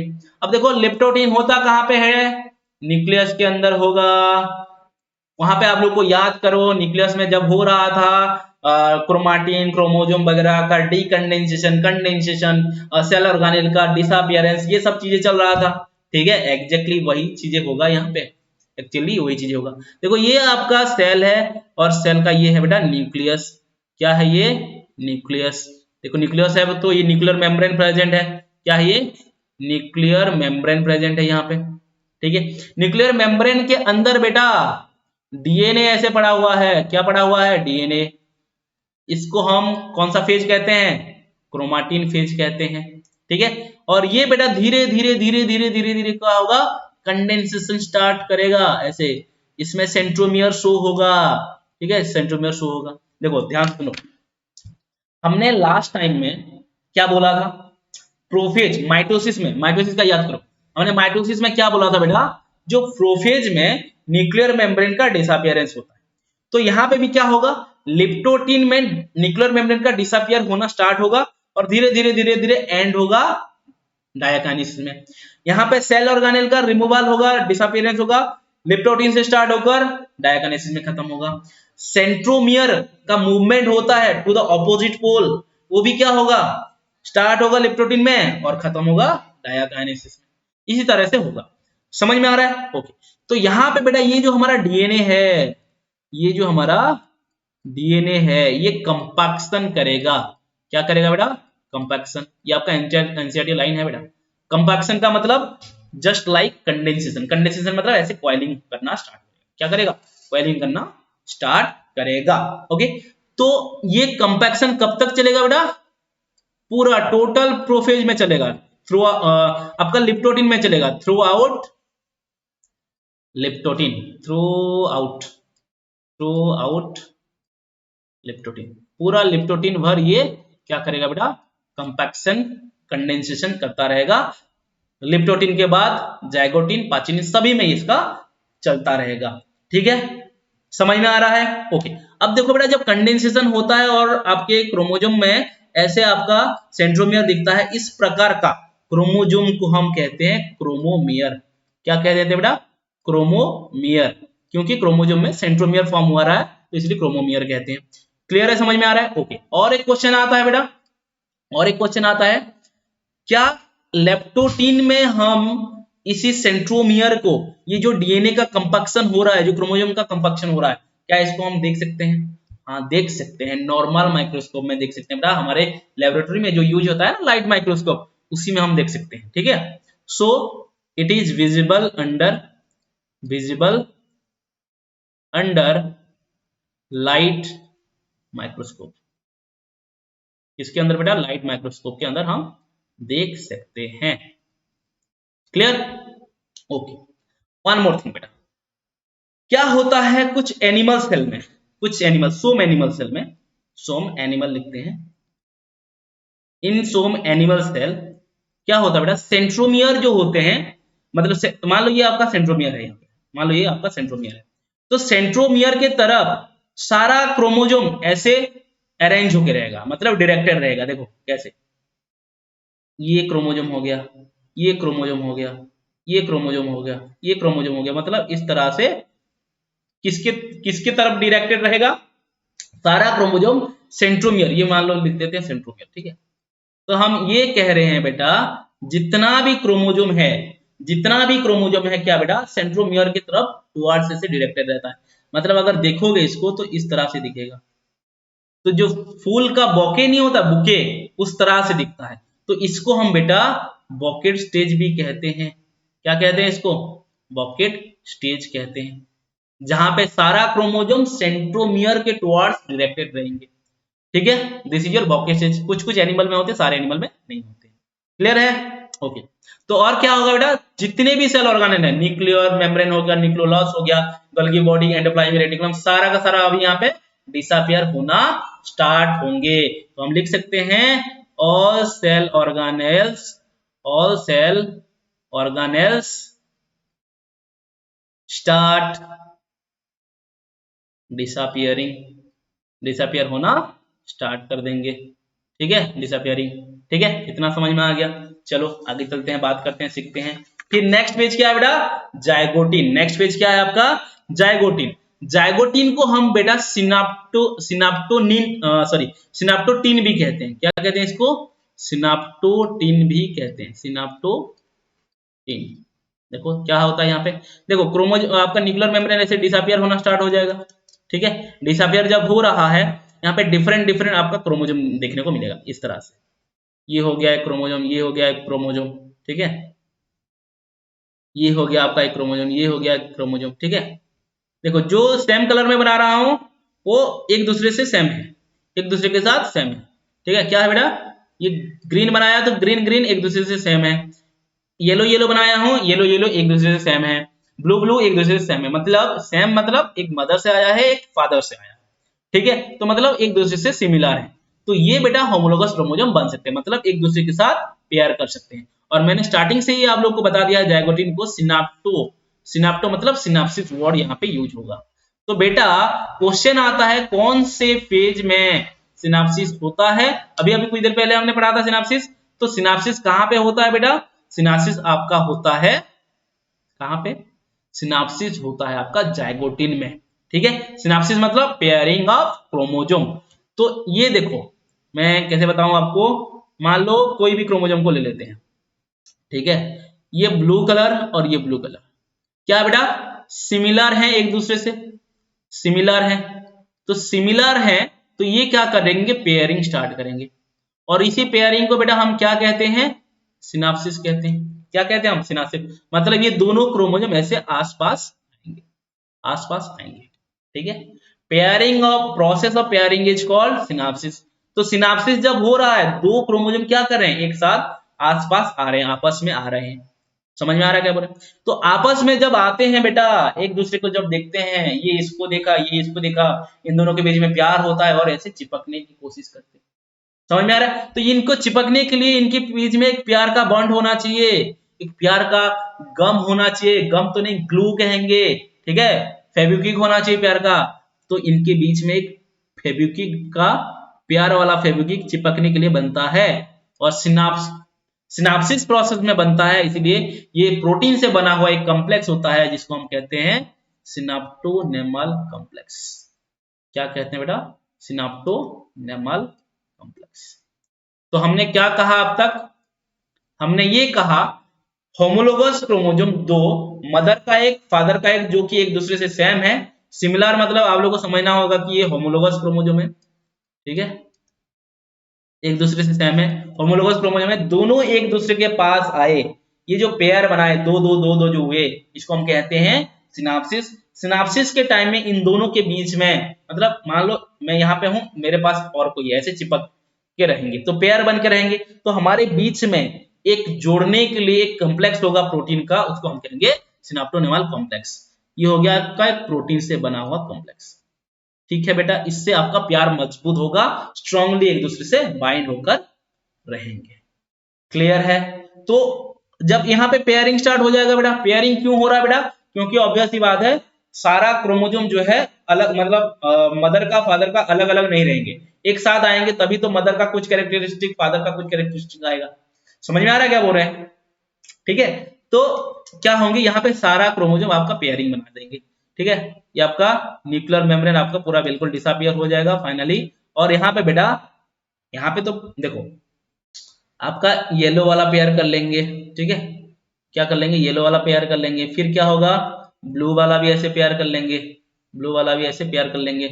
और आपका कौन सा कलर बनाए थे, ग्रीन वाला, ग्रीन वाला भी ऐसे पेयर कर लेंगे। ठीक है, पेयर करने के साथ साथ उनके बीच में क्या बन जाएगा बेटा, सिनाप्टोनेमल कॉम्प्लेक्स। यहाँ पे देखो ऐसे सिनाप्टोनेमल कॉम्प्लेक्स बन जाएगा, रेड कलर में जो बना रहा हूँ, दिस इज सिनाप्टोनेमल कॉम्प्लेक्स। क्लियर है, इतना बातें, इतना बातें समझ में आ रहा है। क्लियर है। अब सुनो बेटा, यहाँ पे जो पेयरिंग हो रहा है, ठीक है, यहाँ पे जो हमारा पेयरिंग हो रहा है, क्वेश्चन आता है, क्वेश्चन आता है हमारे जाइगोटिन, ध्यान से सुनेंगे, जाइगोटिन एंड जो पाचिटिन है, ठीक है, जाइगोटिन एंड पाचिटिन जो है, यहां पे बेटा ये जो पेयरिंग है, ठीक है, विजिबल होता है, विजिबल होता है in normal microscope, normal microscope में इनका विजिबल होता है। ठीक है, थोड़ा सा नहीं चलता है बेटा, पीपीटी काम नहीं कर रहा है, नॉर्मल माइक्रोस्कोप में इनका चलता है। बट यहाँ पे जो हमारा जाइगोटिन एंड पाचिटिन ये स्टेज आप नॉर्मल माइक्रोस्कोप में देख सकते हो, लेकिन अगर आपको सिनाप्टोनेमल कॉम्प्लेक्स को देखना है, if you want to see the synaptonemal complex, बेटा नॉर्मल माइक्रोस्कोप में काम नहीं चलेगा बेटा, अभी आपको ना इलेक्ट्रॉन माइक्रोस्कोप का जरूरत होगा। तो सिनाप्टोनेमल कॉम्प्लेक्स कहाँ पे दिखता है बेटा, कौन से माइक्रोस्कोप से दिखता है, इलेक्ट्रॉन माइक्रोस्कोप से इसका विजिबल होता है। क्लियर है, कौन सा माइक्रोस्कोप चाहिए हमें, इलेक्ट्रॉन माइक्रोस्कोप। अब देखो इलेक्ट्रॉन माइक्रोस्कोप खरीदना पड़ेगा इसके लिए, ठीक है, तो पैसा कमाओ, ठीक है, पैसा कमाओ। अब देखो बात ये है बेटा, ये पेयरिंग होने का क्या कारण है। देखो हमारे एक नॉर्मल ह्यूमन सेल में कितना क्रोमोसोम होता है बेटा, प्लॉइडी 40 डिप्लॉइड है तो 46 क्रोमोसोम होता है। तो ये जब पेयरिंग होते हैं तभी तो आपका 23 पेयर बनता है बेटा। तो हम जो 23 पेयर करते हैं ये इसी के वजह से होता है बेटा, क्रोमोसोम का पेयरिंग होता है तभी तो 23 पेयर बनेगा। ठीक है, चलो आगे चले। ओके, चलो इतना बातें समझ में आ गया। तो हमने अभी क्या सीखा बेटा, अभी हमने ये बातें सीखे हैं, प्रोसेस ऑफ पेयरिंग। क्या सीखे हमने, process of pairing, process of pairing, इसको हम क्या कह रहे हैं, प्रोसेस ऑफ पेयरिंग को हमने कहा सिनाप्सिस। सिनाप्सिस होने के बाद ये रिजल्ट क्या आएगा भाई, जो रिजल्ट क्या आएगा इसके बारे में थोड़ा सा बात करें। देखो रिजल्ट ये है, दो होमोलोगस क्रोमोसोम क्या आएंगे, आसपास आ जाएंगे। जैसे कि देखो यहाँ पे ये आपका एक होमोलोगस क्रोमोसोम है मान लो, ठीक है, ये आपका एक क्रोमोसोम है फादर का मान लो, और ये आपका क्या है मदर का, और एक बना लेते हैं मदर का, ठीक है, this is the chromosome of mother, ठीक है, ये आपका मदर का, ठीक है, ये हो गया मदर का, ये हो गया फादर का। हम इन दोनों को क्या कहते हैं बेटा, होमोलोगस क्रोमोसोम कहते हैं। क्या कहते हैं इनको, homologous chromosome, what we call them, homologous chromosome, ठीक है। ध्यान से सुनते रहेंगे, आराम से धीरे धीरे पढ़ेंगे बेटा, कोई हड़बड़ी नहीं है, हमें भाग भाग के इसको कंप्लीट नहीं कराना है, इनको अच्छे से क्लियरली हम इसको क्लियर करेंगे म्यूसिस को, ठीक है। क्या है बेटा, होमोलोगस क्रोमोसोम हो गया। अब देखो होमोलोगस क्रोमोसोम में बेटा ये इस क्रोमोसोम का 1 और 2 ये दोनों क्या है, सिस्टर क्रोमाटिड है। क्या है बेटा, सिस्टर क्रोमाटिड, सी लिख दे रहा हूं। ये 3 और 4 एक दूसरे का क्या है, सिस्टर क्रोमाटिड है। क्या है, सिस्टर क्रोमाटिड है। तो बेटा यहाँ पे रिजल्ट क्या होता है, देखो बेटा होमोलोगस क्रोमोसोम पेयर में है तो एक क्रोमोसोम ये और क्रोमोसोम ए बोल देते हैं, क्रोमोसोम बी बोल देते हैं, दोनों क्रोमोसोम एक साथ रहते हैं। जब दो होमोलोगस क्रोमोसोम एक साथ रहते हैं उसको हम कहते हैं बाईवैलेंट कहते हैं। क्या कहते हैं बच्चों, बाईवैलेंट कहते हैं। क्या कहते हैं, बाईवैलेंट। बाईवैलेंट मतलब दो chromosome, two homologous chromosome. Clear है, ओके। इसको बाईवैलेंट के साथ साथ हम इसको टेट्राड भी कहते हैं। क्या कहते हैं, टेट्राड भी कहते हैं। टेट्राड क्यों कह रहे हैं, इसके पास ये बाईवैलेंट में 4 क्रोमाटिड है, ये chromatid 1, chromatid 2, chromatid 3, chromatid 4, 4 chromatid है, इसलिए इनको हम क्या कहते हैं बेटा, टेट्राड कहते हैं। टेट्रा वर्ड तो 4 के लिए यूज किया जाता ना, 4 क्रोमाटिड। ध्यान से समझ में आ रहा है। तो हमने बोला बेटा क्या सीखा, पेयरिंग प्रोसेस को सिनाप्सिस कहते हैं। रिजल्ट ऑफ सिनाप्सिस क्या है बेटा, बाईवैलेंट है। क्या है, बाईवैलेंट और टेट्राड। अब क्वेश्चन आता है कहां पे आपका बाईवैलेंट और टेट्राड बनता है, तो आपका आंसर होना चाहिए जाइगोटिन में होता है बेटा। कहां पे बनता है आपका, जाइगोटिन। तो फॉर्मेशन ऑफ बाईवैलेंट कहां पे हुआ, जाइगोटिन में। बट क्वेश्चन आता है क्या विजिबल भी यहाँ पे होता है, क्या यहाँ पे विजिबल होता है, ऐसा नहीं है, पकाइटिन में विजिबल होता है। ध्यान से रखेंगे, जाइगोटिन में फॉर्मेशन होता है, पकाइटिन में विजिबल होता है। क्वेश्चन पूछेगा क्या जाइगोटिन में विजिबल होते हैं हमारे बाईवैलेंट, आंसर नो। क्या पकाइटिन में विजिबल होते हैं बाईवैलेंट, यस, ठीक है। फॉर्मेशन पकाइटिन में होता है क्या, नो। फॉर्मेशन ऑफ बाईवैलेंट कहां पे होता है, जाइगोटिन में होता है। क्लियर, चलो आगे चलते हैं। ओके, क्लियर है इतना बातें, ओके। अब मैंने इनका सिस्टर क्रोमाटिड कौन है, नॉन सिस्टर क्रोमाटिड कौन है, ये तो मैंने बता दिया बेटा, ओके। इनके बीच में क्या होगा बेटा, सिनाप्टोनेमल कॉम्प्लेक्स होगा। इनके बीच में क्या होगा, पेयरिंग हुआ है ना, इनके बीच में ऐसे ट्राइलेमेलर 3 ऐसे लेयर करके ऐसे फाइबर का, ऐसे प्रोटीन का कॉम्प्लेक्स बनता है जिसको हम कहते हैं सिनाप्टोनेमल कॉम्प्लेक्स। क्या कहते हैं बेटा, सिनेप्टोनिमल कॉम्प्लेक्स। तो बाइवेलेंट का फॉर्मेशन यहाँ पे हुआ। क्लियर, आगे चलते हैं। ये आपका फॉर्म हुआ है देखो, ठीक है, ये आपका सिनेप्टोनिमल कॉम्प्लेक्स है, ठीक है। उसके बाद देखो आते हैं बेटा हम पकाइटिन के पास। किसके पास आएंगे, पकाइटिन के पास। पकाइटिन जो होगा, ध्यान से सुनेंगे आप, ध्यान से सुनेंगे। पकाइटिन, देखो ये हमारा पकाइटिन है। पकाइटिन में बेटा, पकाइटिन जो फेज होता है इसको बोलते हैं थिक थ्रेड। क्या कहते हैं बेटा, थिक थ्रेड। मतलब यहाँ पे ऑलमोस्ट आपका कंडेंसेशन हो गया होता है क्रोमोजोम का, तो पतला जो क्रोमाटिन था अभी मोटा लगने लगा है, थिक लगने लगा है। समझ में आ रहा है, इसलिए इसको थिक थ्रेड कहते हैं। तो बेटा मान लो ये हमारा सेल है, सेल के अंदर न्यूक्लियस है, न्यूक्लियस के अंदर ये आपका बाइवेलेंट है। क्या है बेटा, ये बाइवेलेंट है। तो इस बाइवेलेंट को थोड़ा सा हम बाहर निकाल के, सेल के बाहर निकाल कर देखते हैं। अगर सेल के बाहर निकालकर इनको देखोगे, ध्यान से सुनो, ध्यान से सुनो बेटा, यहाँ पे क्या हुआ बेटा, पेयरिंग हुआ है, सिनाप्सिस हुआ है। सिनाप्सिस होने के बाद, सिनाप्सिस क्यों होता है बेटा, सिनाप्सिस होने के बाद इनके बीच में देखो, ये क्रोमोजोम का ये क्रोमाटिड, ये आर्म और ये व्हाइट आर्म एक दूसरे के साथ ओवरलैपिंग किए हैं। क्या किया है बेटा, ओवरलैपिंग किए हैं। देखो इसको हम बोलते हैं ओवरलैपिंग। ओवरलैपिंग करने के वजह से क्या होता है, सुन, अगर क्रोमोजोम ऐसा है तो जब ये सेपरेट होंगे तो इस क्रोमोजोम का आधा इधर चला जाएगा और इस क्रोमोजोम का आधा इधर चला जाएगा। मतलब क्रोमोजोम का पार्ट एक्सचेंज होगा बेटा। ये इसीलिए ही इनका सिनाप्सिस होता है। ये जो पेयरिंग हुआ है, इन दोनों के बीच में पेयरिंग क्यों होता है, ताकि ओवरलैपिंग हो पाए। ओवरलैपिंग होने के बाद, ध्यान से सुनेंगे, ओवरलैपिंग होने के बाद इनका जब सेपरेट होंगे तो क्रोमोजोम का पार्ट एक्सचेंज हो पाए। देखो इस डायग्राम में देख सकते हो, इस पार्ट में देखो व्हाइट क्रोमोजोम आ गया है और इस पार्ट में येलो क्रोमोजोम आ गया है। समझ में आ रहा है, इसको सेपरेशन ऑफ क्रोमोजोम जब होता है तो पार्ट एक्सचेंज होता है। पार्ट अगर क्रोमोजोम का एक्सचेंज हुआ बेटा तो क्या हुआ, जेनेटिक एक्सचेंज हुआ। क्या हुआ, जेनेटिक एक्सचेंज हुआ।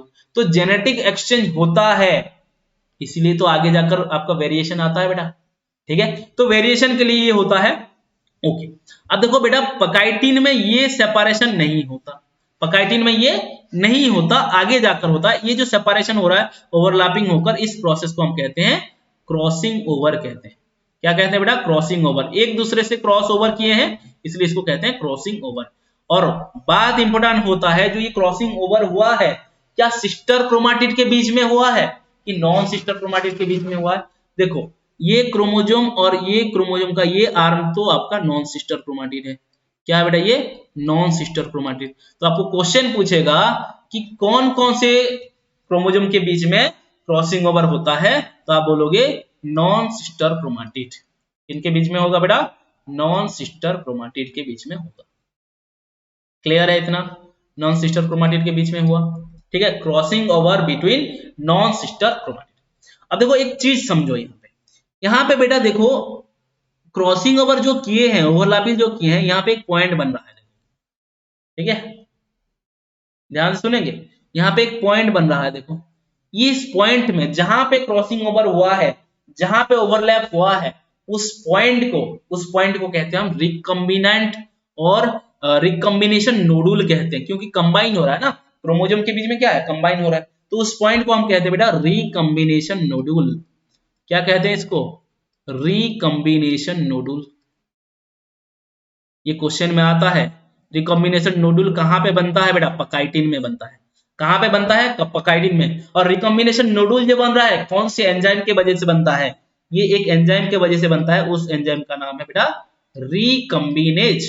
सिंपल है, याद करना, रिकॉम्बिनेशन नोडुल बनाने के लिए रिकम्बिनेज चाहिए। क्लियर है, क्लियर है, समझ में आ रहा है। ओके, तो हमने क्या बोला बेटा, पकाइटिन में आपका क्रॉसिंग ओवर हो रहा है, रिकॉम्बिनेशन नोडुल फॉर्म हो रहा है और रिकॉम्बिनेज एंजाइम के वजह से हो रहा है। क्या हो रहा है, इसके वजह से हो रहा है। ओके, और यहाँ पे रिकॉम्बिनेशन होने का क्या मतलब है, क्यों बेटा, जेनेटिक पार्ट जो है, क्रोमोजोमल जो पार्ट है वो एक्सचेंज हो रहा है। तो हम ये बात भी लिख सकते हैं कि एक्सचेंज, क्या हो गया, एक्सचेंज,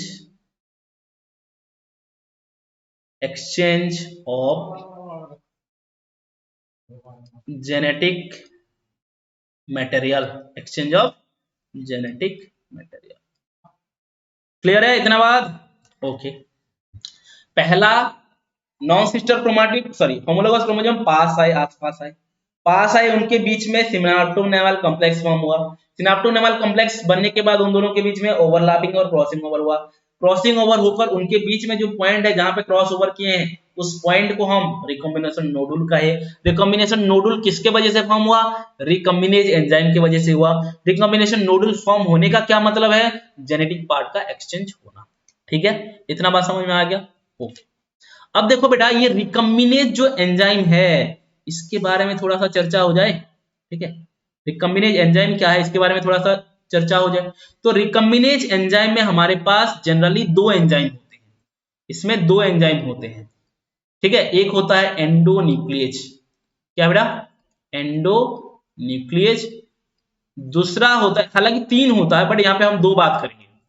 एंडोन्यूक्लियस, दूसरा है आपका बेटा DNA ligase, that is DNA ligase. अब देखो इनका फंक्शन मैं बता देता हूं। एंडोन्यूक्लियस वो होता है जो क्रोमोसोम के अंदर में जाकर ऐसे कट करेगा, ऐसे कट करेगा। ठीक है, अंदर में, इनर साइड में, क्रोमोसोम का इनर साइड में। एंडो मतलब इनर, न्यूक्लियस मतलब न्यूक्लिक एसिड। न्यूक्लिक एसिड क्या है? डीएनए है। तो डीएनए का क्रोमोसोम का अंदर साइड में ऐसे कट करेगा तो उसको हम कहते हैं एंडोन्यूक्लियस। डीएनए लाइगेज का क्या काम है बेटा? लाइगेज लगा देना। लाइगेज मतलब जोड़ना। डीएनए लाइगेज जो कटा हुआ पार्ट था ना उसको जोड़ता है। समझ में आ रहा है? उसको हम कहते हैं डीएनए लाइगेज। तो बेटा यहां पे देख सकते हो ये तो आपका बाइवेलेंट हो गया। इस जगह में देखो, ये पॉइंट में देखो, ये पॉइंट में देखो, यहां पे मैंने कट करवाया है। कट करवाया है मतलब डीएनए जो आपका एंडोन्यूक्लियस एंजाइम है, पहला एंजाइम, ये एंडोन्यूक्लियस क्या क्या है बेटा? यहां पे कट कर दिया है। क्रोमोसोम का थोड़ा थोड़ा पार्ट कट कर दिया है। कट करने का क्या फायदा है? क्यों कट किया है बेटा? कट इसीलिए किया है कि ताकि यहाँ पे इन दोनों को ऐसे खींच कर, इन दोनों को ऐसे खींच कर जोड़ पाए। देखो यहाँ पे जोड़ा है, ऐसे ऐसे जोड़ा है। यहाँ पे देखो ये कटिंग पॉइंट है जहां पे जोड़ा है ये। ठीक है, तो वहां पे ये जोड़ा है बेटा। समझ में आ रहा है? तो रिकॉम्बिनेज एंजाइम पहले क्या करेगा? क्रोमोसोम का कुछ पार्ट को काट देगा, उनको आएगा और ऐसे जोड़ देगा। ठीक है, तो ये सेकेंड पार्ट जो ज्वाइनिंग हुआ है, जो जोड़ा है, ये किसके वजह से हुआ बेटा? This is due to second enzyme that is DNA ligase. कौन सा एंजाइम बेटा? DNA ligase. सो ये होगा हमारा pachytene. This is our pachytene. Okay, अब हम आते हैं बेटा, हाँ, और जो इंपॉर्टेंट बात है, ये जो हमारा टेट्राड है, ये जो हमारा क्या है? ये टेट्राड है, टेट्राड। और इसको हम क्या कह रहे हैं अभी? बाइवेलेंट कह रहे हैं। क्या कह रहे हैं बेटा? बाइवेलेंट। ये आपका विजिबल होगा यहाँ पे, पकाइटिन में आपका विजिबल होगा। क्या होगा? विजिबल। अब देखो क्वेश्चन मैंने क्या बोला था? पकाइन में बाइवेलेंट और टेट्राड विजिबल होगा, बट बाइवेलेंट और टेट्राड आपका फॉर्म कहां पे होगा? फॉर्म होगा बेटा आपका जाइगोटिन में। फॉर्म होगा आपका जाइगोटिन में। ये खत्म होता है बेटा पकाइटिन। पकाइटिन के बाद क्या आएगा? डायाकाइनेसिस आएगा। ये आने से पहले मैं आप लोगों को कुछ चीजें बता देता हूं। ठीक है, ये आने से पहले मैं आप लोगों को कुछ चीजें बता देता हूं। आपका सॉरी डिप्लोडिन करने से पहले कुछ चीजें बता देता हूं। देखो क्या होता है, कैसे जेनेटिक एक्सचेंज होता है बता देता हूं। ठीक है, मैंने बोला था ना जेनेटिक एक्सचेंज होता है। तो जेनेटिक एक्सचेंज कैसे होता है देखो, मान लो ये हमारा बाइवेलेंट, मान लो ये होमोलोगस क्रोमोसोम है। तो मान लो यहाँ पे एक जीन है आर। ठीक है, इसके पास कौन सा जीन होगा? यहाँ पे आर होगा। ठीक है, आर हो सकता है, नहीं तो स्मॉल आर भी हो सकता है। क्या हो सकता है? थोड़ा सा रेड कलर में करते हैं। ठीक है, थोड़ा सा रेड कलर में करते हैं, अच्छा दिखेगा। ठीक है, आर है और ये आपका यहाँ पे क्या होगा बेटा? स्मॉल आर है। तो जब यहाँ पे भी आर होगा, ये भी आर है, यहाँ पे भी क्या है? स्मॉल आर है। ठीक है, तो यहाँ पे आर, यहाँ पे आर, तो ये आर इधर आ गया। इधर आपका स्मॉल आर था तो स्मॉल आर इधर एक्सचेंज हो गया। यहाँ पे आर है, स्मॉल आर। तो अब जो नया जो डीएनए बनेंगे, एक बनेगा बेटा कैपिटल आर और स्मॉल आर के साथ, क्योंकि जेनेटिक एक्सचेंज हुआ। ये आपका होगा कैपिटल आर, ये होगा आपका स्मॉल आर। इसको देखो और इसको देखो। नंबर 1 में बेटा आर आर था, स्मॉल आर था। बट नंबर 2 में क्या हुआ है? ये दोनों देखो, कैपिटल आर स्मॉल आर, और ये दोनों देखो कैपिटल आर स्मॉल आर, मतलब यहाँ पे कैपिटल आर था, गैमेट बनेगा तो यहाँ से कैपिटल आर बनेगा और गैमेट यहाँ से बनेगा तो स्मॉल आर बनेगा। बट यहाँ पे अगर गैमेट बनेगा तो दो प्रकार का गैमेट बनेगा, कैपिटल आर स्मॉल आर, यहाँ पे भी आपका दो प्रकार का गैमेट बनेगा, कैपिटल आर स्मॉल आर। तो बेटा जेनेटिक एक्सचेंज होने के वजह से, ये क्रॉसिंग ओवर होने की वजह से बेटा कॉम्बिनेशन ऑफ गैमेट बढ़ जाता है। यहाँ पे एक प्रकार का गैमेट बन रहा था, यहाँ पे एक ही क्रोमोसोम से दो प्रकार का गैमेट बन रहा है। तो जेनेटिक एक्सचेंज होने से गैमेट में वेरिएशन आया। क्या आया बेटा? वेरिएशन आया। तो यही वेरिएशन तो चाहते थे हम। क्या चाहते थे हम? वेरिएशन तो चाहते थे। सेक्सुअल रिप्रोडक्शन में गैमेट बनाकर हम क्या चाहते हैं? वेरिएशन चाहते हैं। तो इसी की वजह से आपका वेरिएशन आता है। क्लियर है? आई होप इतना बातें क्लियर होगा।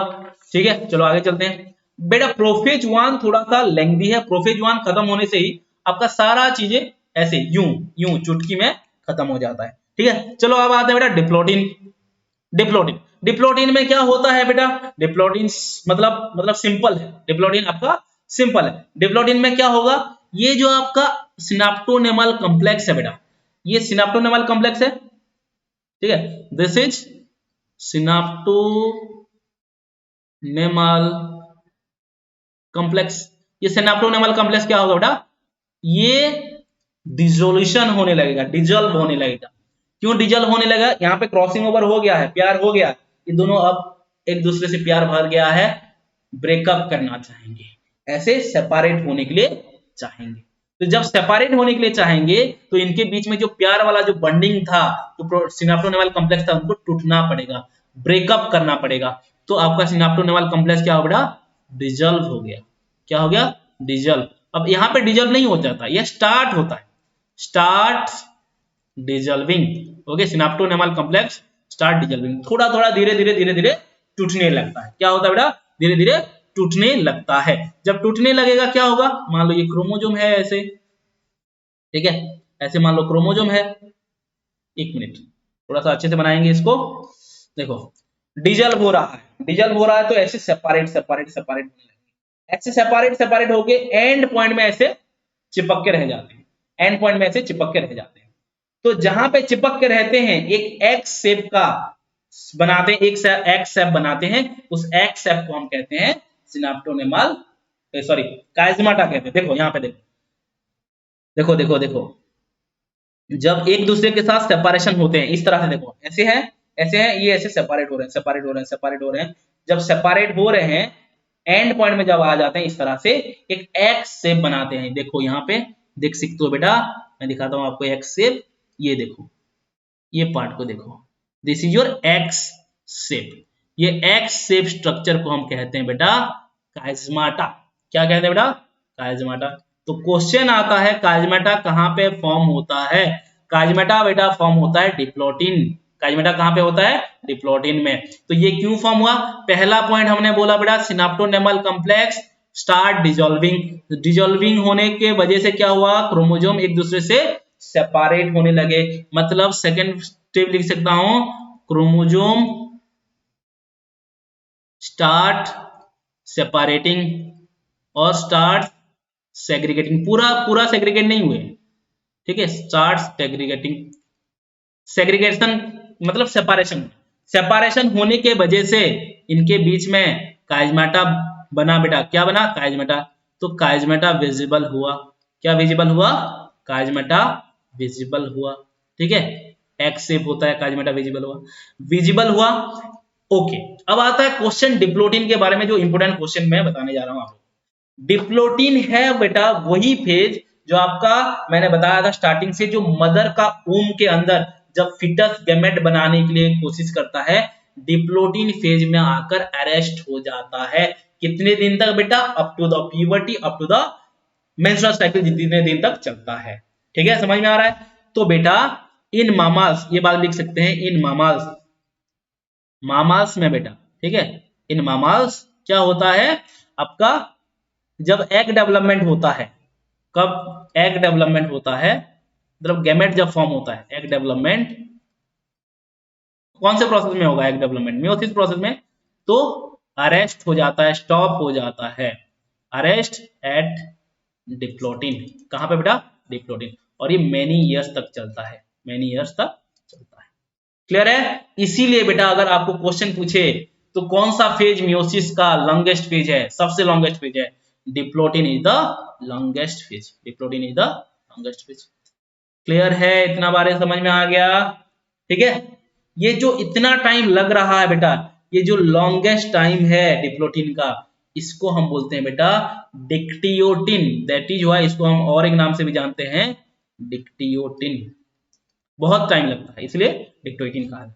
फिर आते हैं बेटा हम डायाकाइनेसिस में। डायाकाइनेसिस में क्या होगा? डायाकाइनेसिस में क्या होगा बेटा आपका, ये जो काइजमाटा बना था, यहाँ पे देखो काइजमाटा बना था, यहाँ पे एक्स शेप्ड बना था, यहाँ पे देखो ये एक्स शेप्ड बना था। एक्स शेप्ड बनने के बाद ये एक दूसरे से ऐसे सेपरेट सेपरेट होकर एंड में पहुंच जाएंगे, काइजमेटा एंड में पहुंच जाएगा और काइजमेटा का खत्म हो जाएगा, काइजमेटा और नहीं दिखेगा, यहाँ पे एंड में चला जाएगा, इस तरह से एंड हो जाएगा।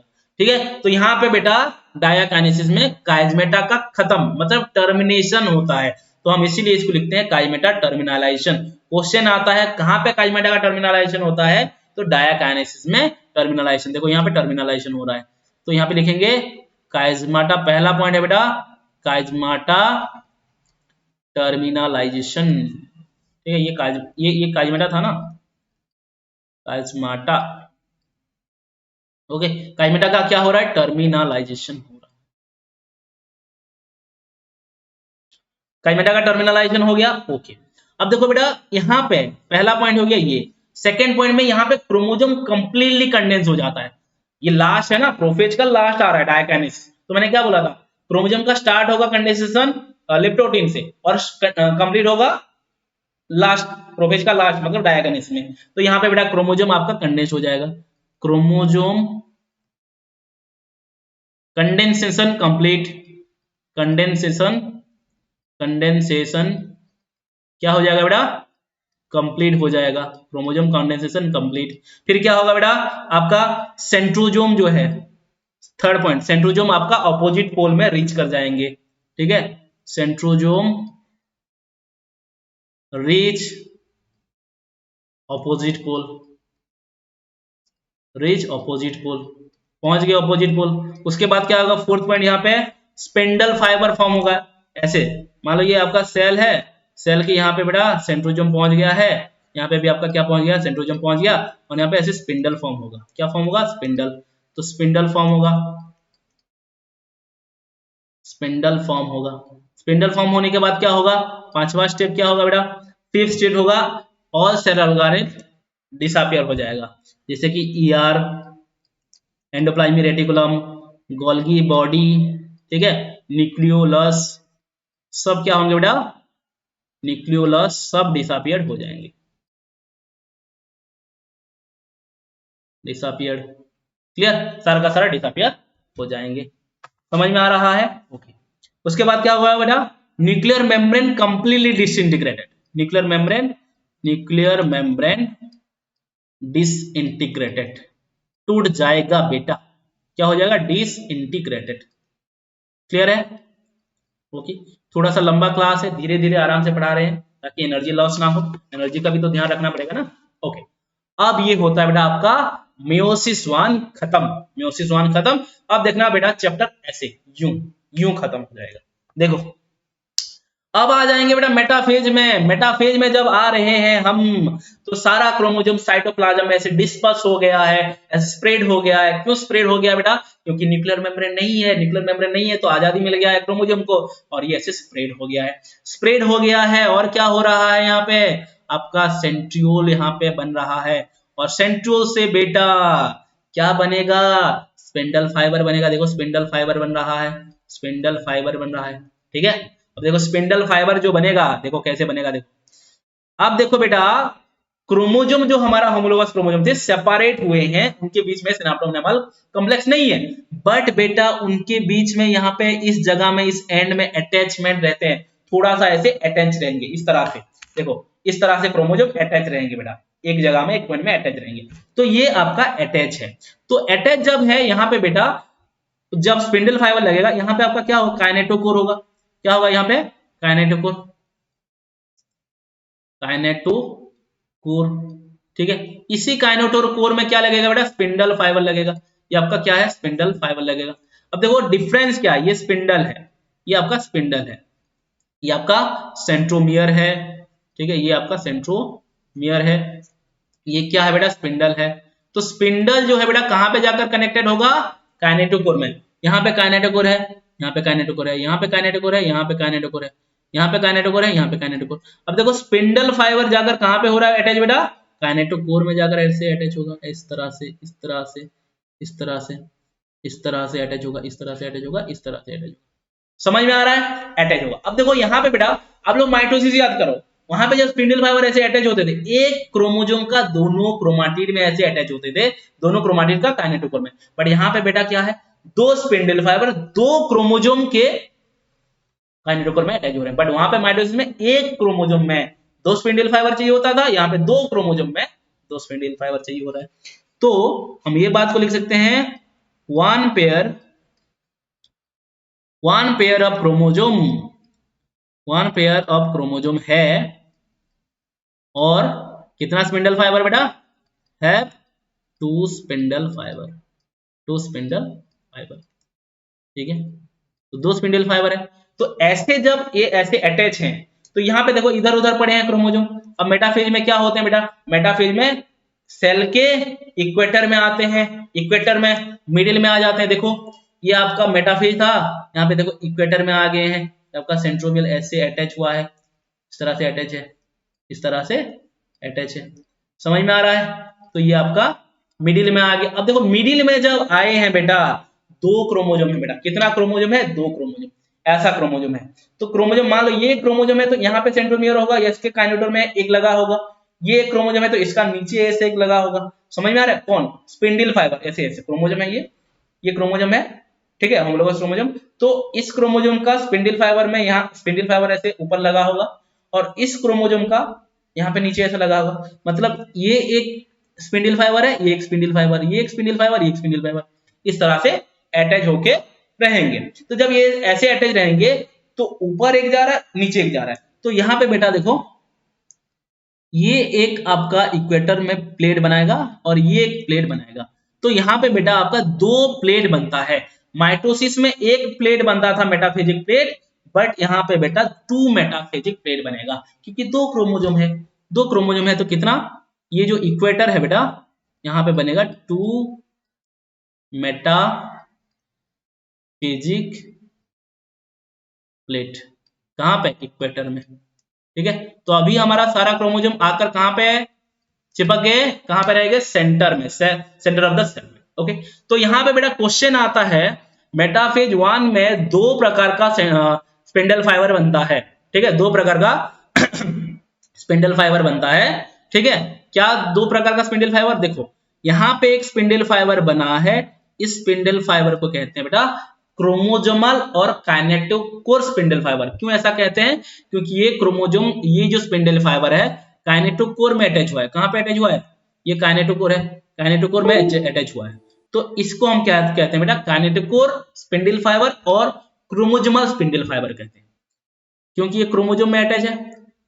क्रोमोजोमल और काइनेटोकोर, काइनेटोकोर स्पिंडल कहते हैं। दूसरा स्पिंडल फाइबर क्या है, दूसरा स्पिंडल फाइबर बेटा ऐसे क्रोमोजोम के साथ कनेक्टेड नहीं रहता है, इस तरह से ऐसे रहता है, कंटिन्यूअस रहता है, एक सेंट्रोल टू दूसरे सेंट्रोल।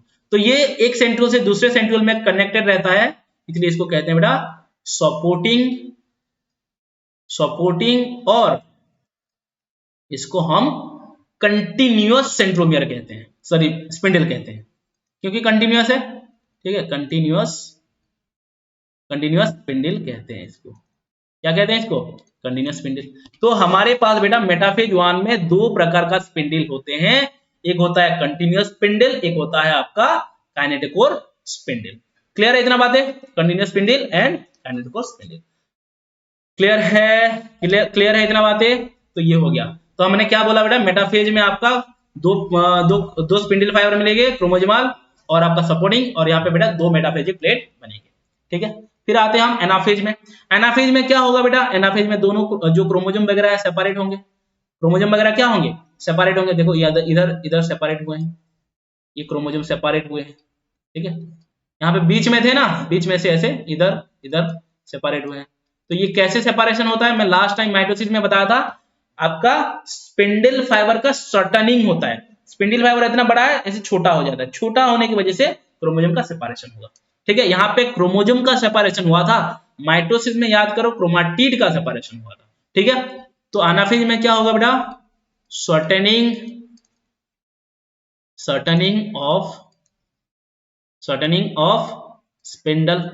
स्पिंडल फाइबर का शॉर्टनिंग होने की वजह से क्या होगा, क्रोमोसोम सेपरेट करेंगे। क्रोमोसोम क्या करेंगे, सेपरेट करेंगे। अब देखो बेटा, यहाँ पे एक समझने वाला बात है, यहाँ पे दो चीज का सेपरेशन हो रहा है, दो चीज का सेपरेशन। देखो पहला सेपरेशन किस किस के बीच में, पहला सेपरेशन बेटा जहां पे आपका क्रोमोसोम जब काइमेटा फॉर्म हुआ था, जो अटैच थे, ऐसे अटैच थे ना, एक जगह में ऐसे एंड में, क्रोमोसोम के एंड में ऐसे अटैच थे ना, इस तरह से, ये अटैच से ऐसे सेपरेट हो रहे, ऐसे सेपरेट। जब बेटा ये क्रोमाटिड के बीच में जब सेपरेशन होता है, देखो यहाँ पे सेपरेशन हो गए हैं, इस प्रकार का सेपरेशन को कहते हैं हम डिसजंक्शन। क्या कहते हैं बेटा, डिसजंक्शन। क्या कहते हैं इसको, डिसजंक्शन। जब क्रोमोसोम ये सेपरेट हो गया, डिसजंक्शन हो गया है। दूसरा सेपरेशन बोल रहे हैं, जब दो क्रोमोसोम ऐसे सेपरेट हो गए, देखो पहला ऐसा था तो एक दूसरे से ऐसे सेपरेट हुए, तो इसको हम अच्छे से, ये क्रोमोसोम है, ये क्रोमोसोम है, तो ये अटैच था, देखो एंड पॉइंट में अटैच है। ये एंड पॉइंट में जब अटैचमेंट जो ऐसे सेपरेट हुआ, तो इसको हम कहते हैं डिसजंक्शन। देखो अभी क्रोमोसोम सेपरेटेड है, ये क्रोमोसोम और सेपरेट होंगे ऐसे, तो इसको हम कहते हैं सेग्रीगेशन। इसको कहते हैं हम सेग्रीगेशन। इसी से आपका law of segregation, law of independent assortment बना है। तो ये देखो, ये क्रोमोसोम आपका सेपरेट हो गए हैं, बट अभी एक दूसरे से और दूर दूर जा रहे हैं, इसको कहते हैं हम सेग्रीगेशन। इसको हम क्या कहते हैं बेटा, सेग्रीगेशन। तो बेटा यहाँ पे आपका 46 क्रोमोसोम था बीच में, और ऊपर चला गया है 23 क्रोमोसोम, नीचे चला गया है 23 क्रोमोसोम। अगर ह्यूमन का बात करूं तो ये हाप्लॉइड बना देगा बेटा, ये आपका हाप्लॉइड बना देगा। पहले कितना था, डिप्लॉइड। क्लियर है, इतना बात समझ में आ गया। ओके, अब क्वेश्चन आता है, क्या एनाफेज 1 में सेंट्रोमियर का डिवीजन होता है। माइटोसिस को याद करो, माइटोसिस में क्या होता था, ऐसा क्रोमोसोम था, तो ऐसे ये क्या होता था, इधर एक क्रोमाटिड जाता था, इधर एक क्रोमाटिड, तो ये सेंट्रोमियर का डिवीजन होता था। बट यहाँ पे सेंट्रोमियर का डिवीजन हो रहा है क्या, नहीं हो रहा है। यहाँ पे क्रोमोसोम का सेपरेशन देखो, क्रोमोसोम का सेपरेशन हो रहा है, तो यहाँ पे सेंट्रोमियर सेपरेशन नहीं होता है। तो यहाँ पे लिख सकते हैं सेंट्रोमियर सेपरेशन होता है क्या, सेंट्रोमियर सेपरेशन होता है क्या, नो, सेंट्रोमियर सेपरेशन नहीं होता। क्लियर है, ओके। अब बात सीखेंगे बेटा, यहाँ पे ये जो क्रोमोसोम है, ध्यान से सुनेंगे इस बात को, ये जो क्रोमोसोम अभी सेपरेट हुए हैं, ये जो क्रोमोसोम है, ये जो क्रोमोसोम है, कितना क्रोमाटिड से बना है बेटा, दोनों ऊपर ऊपर जो गया, ऊपर एक गया है, नीचे गया है, तो दोनों एक एक, सॉरी, एक क्रोमोसोम ऊपर, एक क्रोमोसोम नीचे।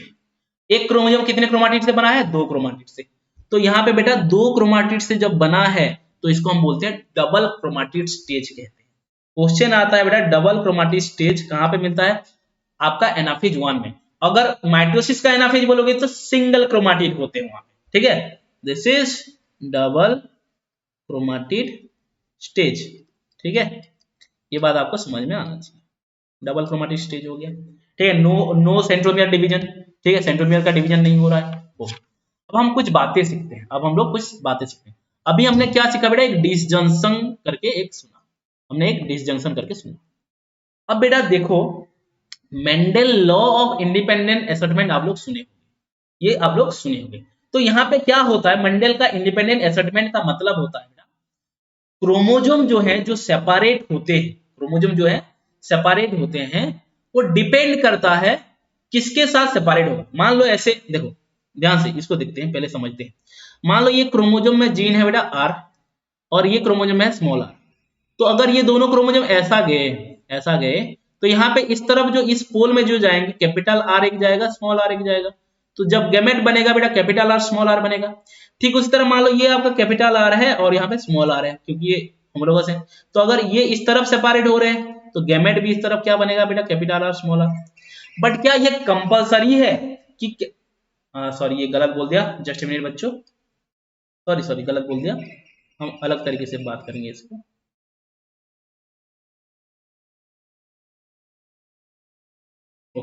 सुनो सुनो, होमोलोगस क्रोमोसोम है ना, ये होमोलोगस, अगर ये होमोलोगस क्रोमोसोम है, अरे यार अच्छा कलर यूज करेंगे, सॉरी, जस्ट अ मिनट बच्चों, just a minute, just have patience, बहुत टाइम हो गया है, but have patience with you, okay.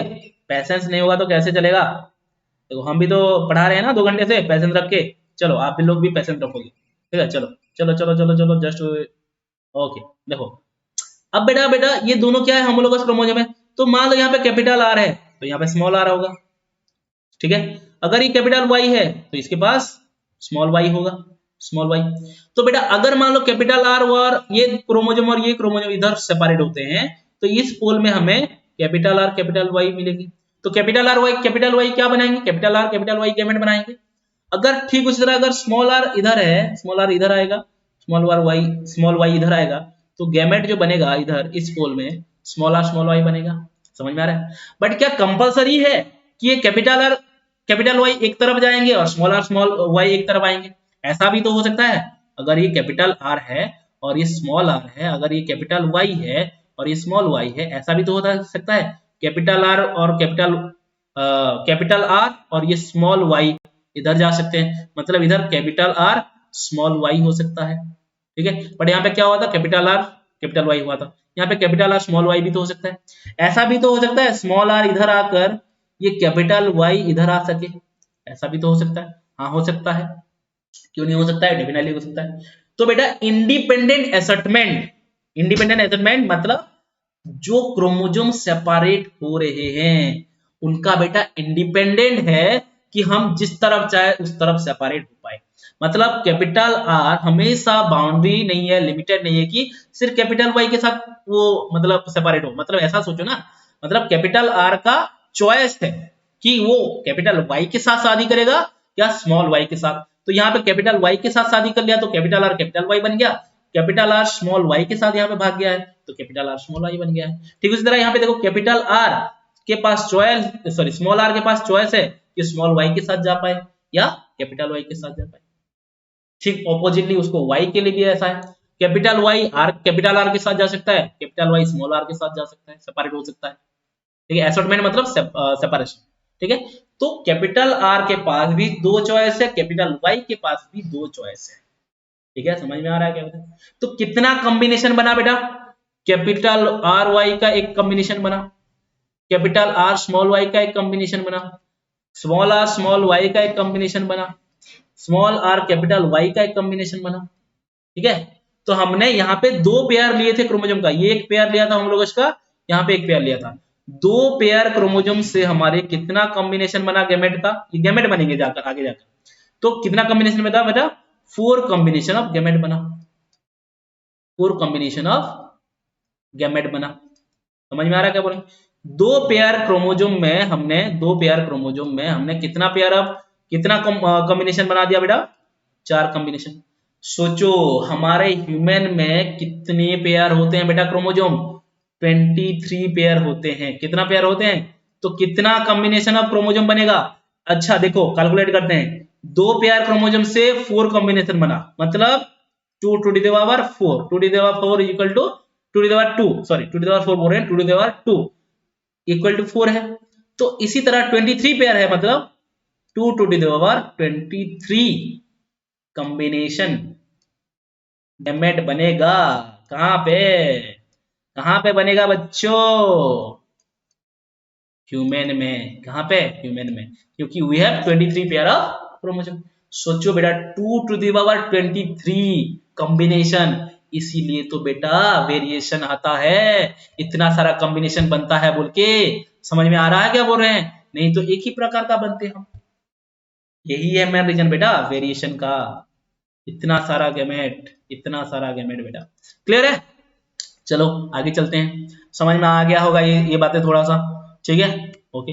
अब देखो, अब सुनो, तो ये हमारा बेटा कितना क्रोमोसोम थे, ये मान लो हमारा 23 पेयर है मान लो, तो कितना क्रोमोसोम थे हमारा 46, मतलब ये डिप्लॉयड थे। ठीक है, जब ये सेपरेट हुए तो 46 से इधर कितना आ गया बेटा, 23 आ गया, मतलब ये हाप्लॉयड हो गया। ऊपर गया 23, नीचे कितना आया, ये नीचे कितना आया बेटा 23, तो क्या हो गया ये हाप्लॉयड, क्या हो गया ये हाप्लॉयड। तो बेटा अभी कंडीशन ऐसा है, पहले आपका जो सेल था डिप्लॉयड था, अभी क्रोमोसोम आधा 23 ऊपर चला गया है, 23 नीचे चला गया है, तो ये हाप्लॉइड बन जाएगा, ये हाप्लॉइड एक नया सेल जो बनेंगे, ये हाप्लॉइड सेल बना देगा, ये एक हाप्लॉइड सेल, दो हाप्लॉइड सेल बना देगा। इसी तरीके से क्रोमोसोम का प्रोडक्शन होता है। क्या होता है बेटा? रिडक्शन होता है। क्लियर? चलो, तो और एक बात समझो, ये समझ में आ गया? ओके, अभी मैंने तुम लोग को डिसजंक्शन समझाया था। डिसजंक्शन मैंने क्या समझाया था? डिसजंक्शन जो है, इनके बीच में जो ऐसे पॉइंट अटैचमेंट पॉइंट होता है, यहाँ पे अटैचमेंट पॉइंट है, अटैचमेंट पॉइंट है, अटैचमेंट पॉइंट होता है, और अटैचमेंट पॉइंट के टाइम में क्या होता है, ये लोग सेपरेट होते हैं, सेपरेट होते हैं। तो मान लो यहाँ पे ये क्रोमोसोम ऐसे सेपरेट हो गया, इधर सेपरेट हो गया, तो देखो ये ग्रीन वाला इधर आ गया है, ब्लू वाला इधर आ गया, ये ग्रीन इधर चला गया, ये ग्रीन इधर चला गया, देखो ये ग्रीन इधर चला गया, ये ग्रीन। बट कभी कभी बेटा ये डिसजंक्शन होता ही नहीं है, मतलब क्रोमोसोम जो है इस तरह से जो है, ध्यान से सुनो, इस तरह जो है ये इसके बीच में सेपरेशन नहीं होता, डिसजंक्शन नहीं होता। अगर डिसजंक्शन नहीं होगा तो ऐसे खींचेंगे दोनों तरफ से, तो किसी एक तरफ में दोनों का दोनों क्रोमोसोम चला जाता। तो मान लो इसमें बेटा डिसजंक्शन नहीं हो पाया, तो क्या हुआ है, देखो ये ऊपर की तरफ चला गया, ये ऊपर की तरफ चला गया है। समझ में आ रहा है? तो कैसा होता है, क्या प्रॉब्लम होता है, देखो मान लो यहाँ पे आपका 46 क्रोमोसोम था, 46 क्रोमोसोम था, 46 क्रोमोसोम से एक पेयर इधर चला गया है, 22 पेयर, सॉरी 23 पेयर प्लस एक एक्स्ट्रा पेयर गया है, मतलब 23 क्रोमोसोम के साथ साथ एक एक्स्ट्रा क्रोमोसोम चला गया है, 23 प्लस 1 मतलब आपका 24 क्रोमोसोम ऊपर चला गया है, इधर 24 क्रोमोसोम।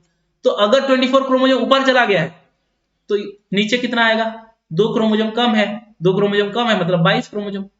समझ में आ रहा है? तो यहां पे बेटा क्या हो जाएगा, ये जो सेल बनेगा इसमें 24 क्रोमोसोम बनेगा, ये जो सेल बनेगा इसमें 22 क्रोमोसोम। जब ये दूसरा गैमेट जिसमें 23 क्रोमोसोम होगा और उसके साथ जब फ्यूज होगा तो इसका जो जाइगोट बनेगा उसमें 47 क्रोमोसोम आ जाएगा इस जाइगोट में। ठीक उसी तरह से अगर ये 22 क्रोमोसोम वाला और एक गैमेट 23 वाला क्रोमोसोम के साथ अगर फ्यूज करेगा, जो जाइगोट बनेगा 45 क्रोमोसोम बनेगा। कितना बनेगा बेटा? 45 क्रोमोसोम बनेगा इस जाइगोट में।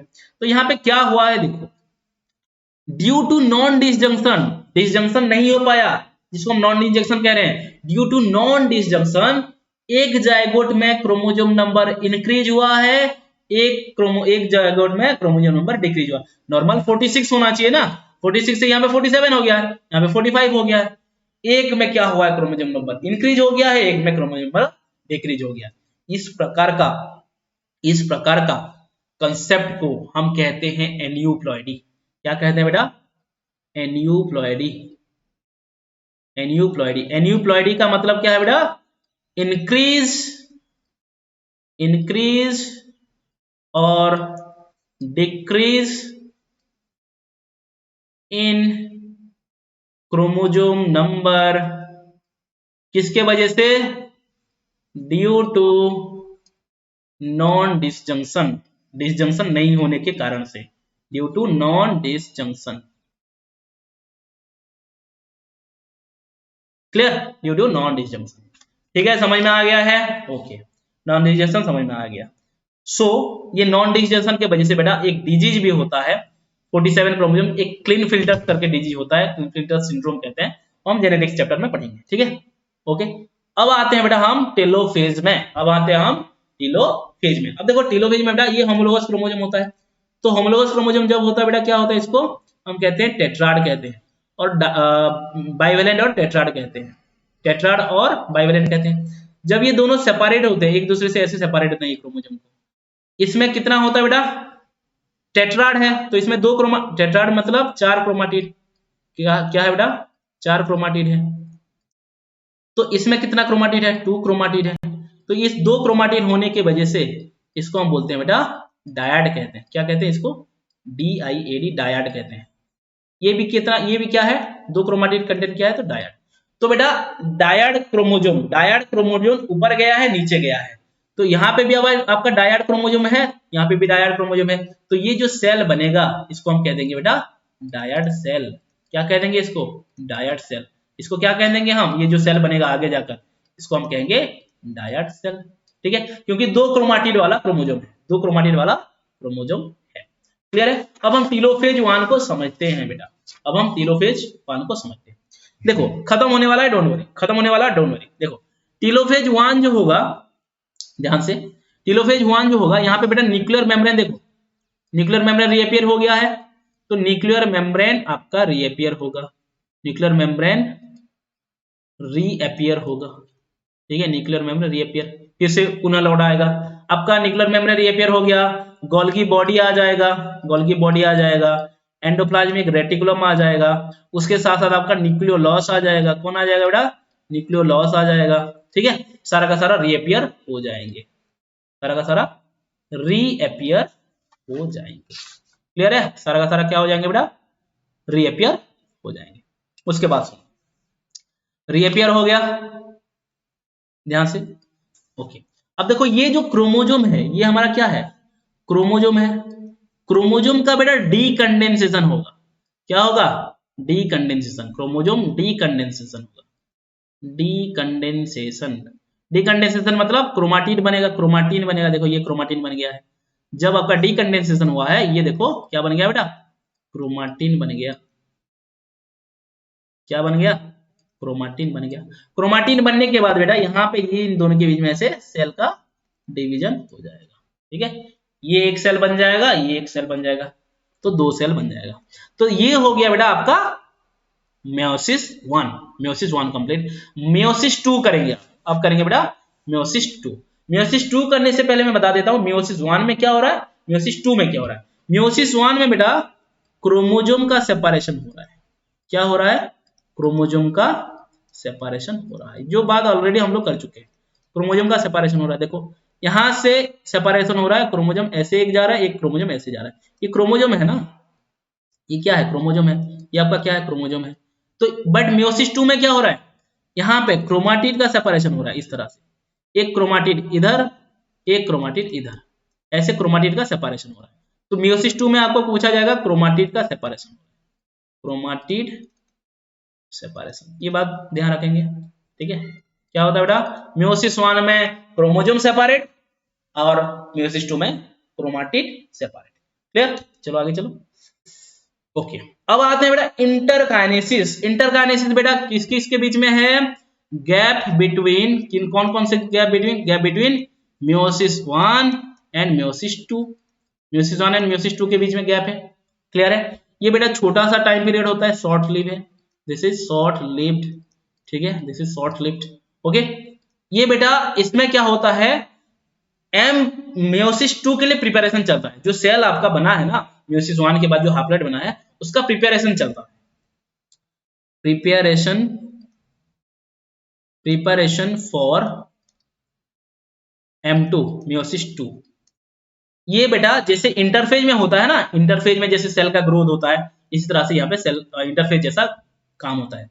सो interkinesis is like interphase, but interphase जैसा तो है, बट क्या यहाँ पे डीएनए रेप्लिकेशन होता है, माइटोसिस याद करो, माइटोसिस में बेटा इंटरफेज में एस फेज में क्या होता था, डीएनए रेप्लिकेशन होता था। अगर ये इंटरफेज जैसा है क्या यहाँ पे डीएनए रेप्लिकेशन होगा, नहीं होगा। हमने आपको बताया था मेयोसिस में ओनली वंस, एक ही बार क्या होता है, डीएनए रेप्लिकेशन होता है। सो यहाँ पे लिख देंगे स्टार मार्क देकर, but no DNA replication, no DNA replication, ठीक है, क्लियर है। चलो आगे चलते हैं, आई होप इतना बातें समझ में आ गया। चलो अब हम बात करेंगे बेटा मेयोसिस 2। मेयोसिस 2 बहुत ही सिंपल है। मेयोसिस 2 का प्रोफेज 2 में क्या होगा, देखो ये जो आपका जो क्या था, क्रोमाटिन था, ये आपका क्या है, क्रोमाटिन है। ये क्रोमाटिन बेटा क्या होगा, कंडेंसेशन स्टार्ट करेगा, क्या होगा, ये आपका बहुत ही छोटा है, प्रोफेज जो है आपका बहुत ही शॉर्टर है, ठीक है, बहुत ही छोटा है। ये आपका शॉर्टर देन प्रोफेज 1, प्रोफेज 1 से बहुत छोटा है, प्रोफेज 1। ये क्रोमाटिन है बेटा, क्रोमाटिन का क्या होगा, कंडेंसेशन होगा, कंडेंसेशन जब होगा क्या बनेगा, क्रोमोजोम बनेगा, देखो ये क्रोमोजोम बना है, ठीक है, क्रोमोजोम।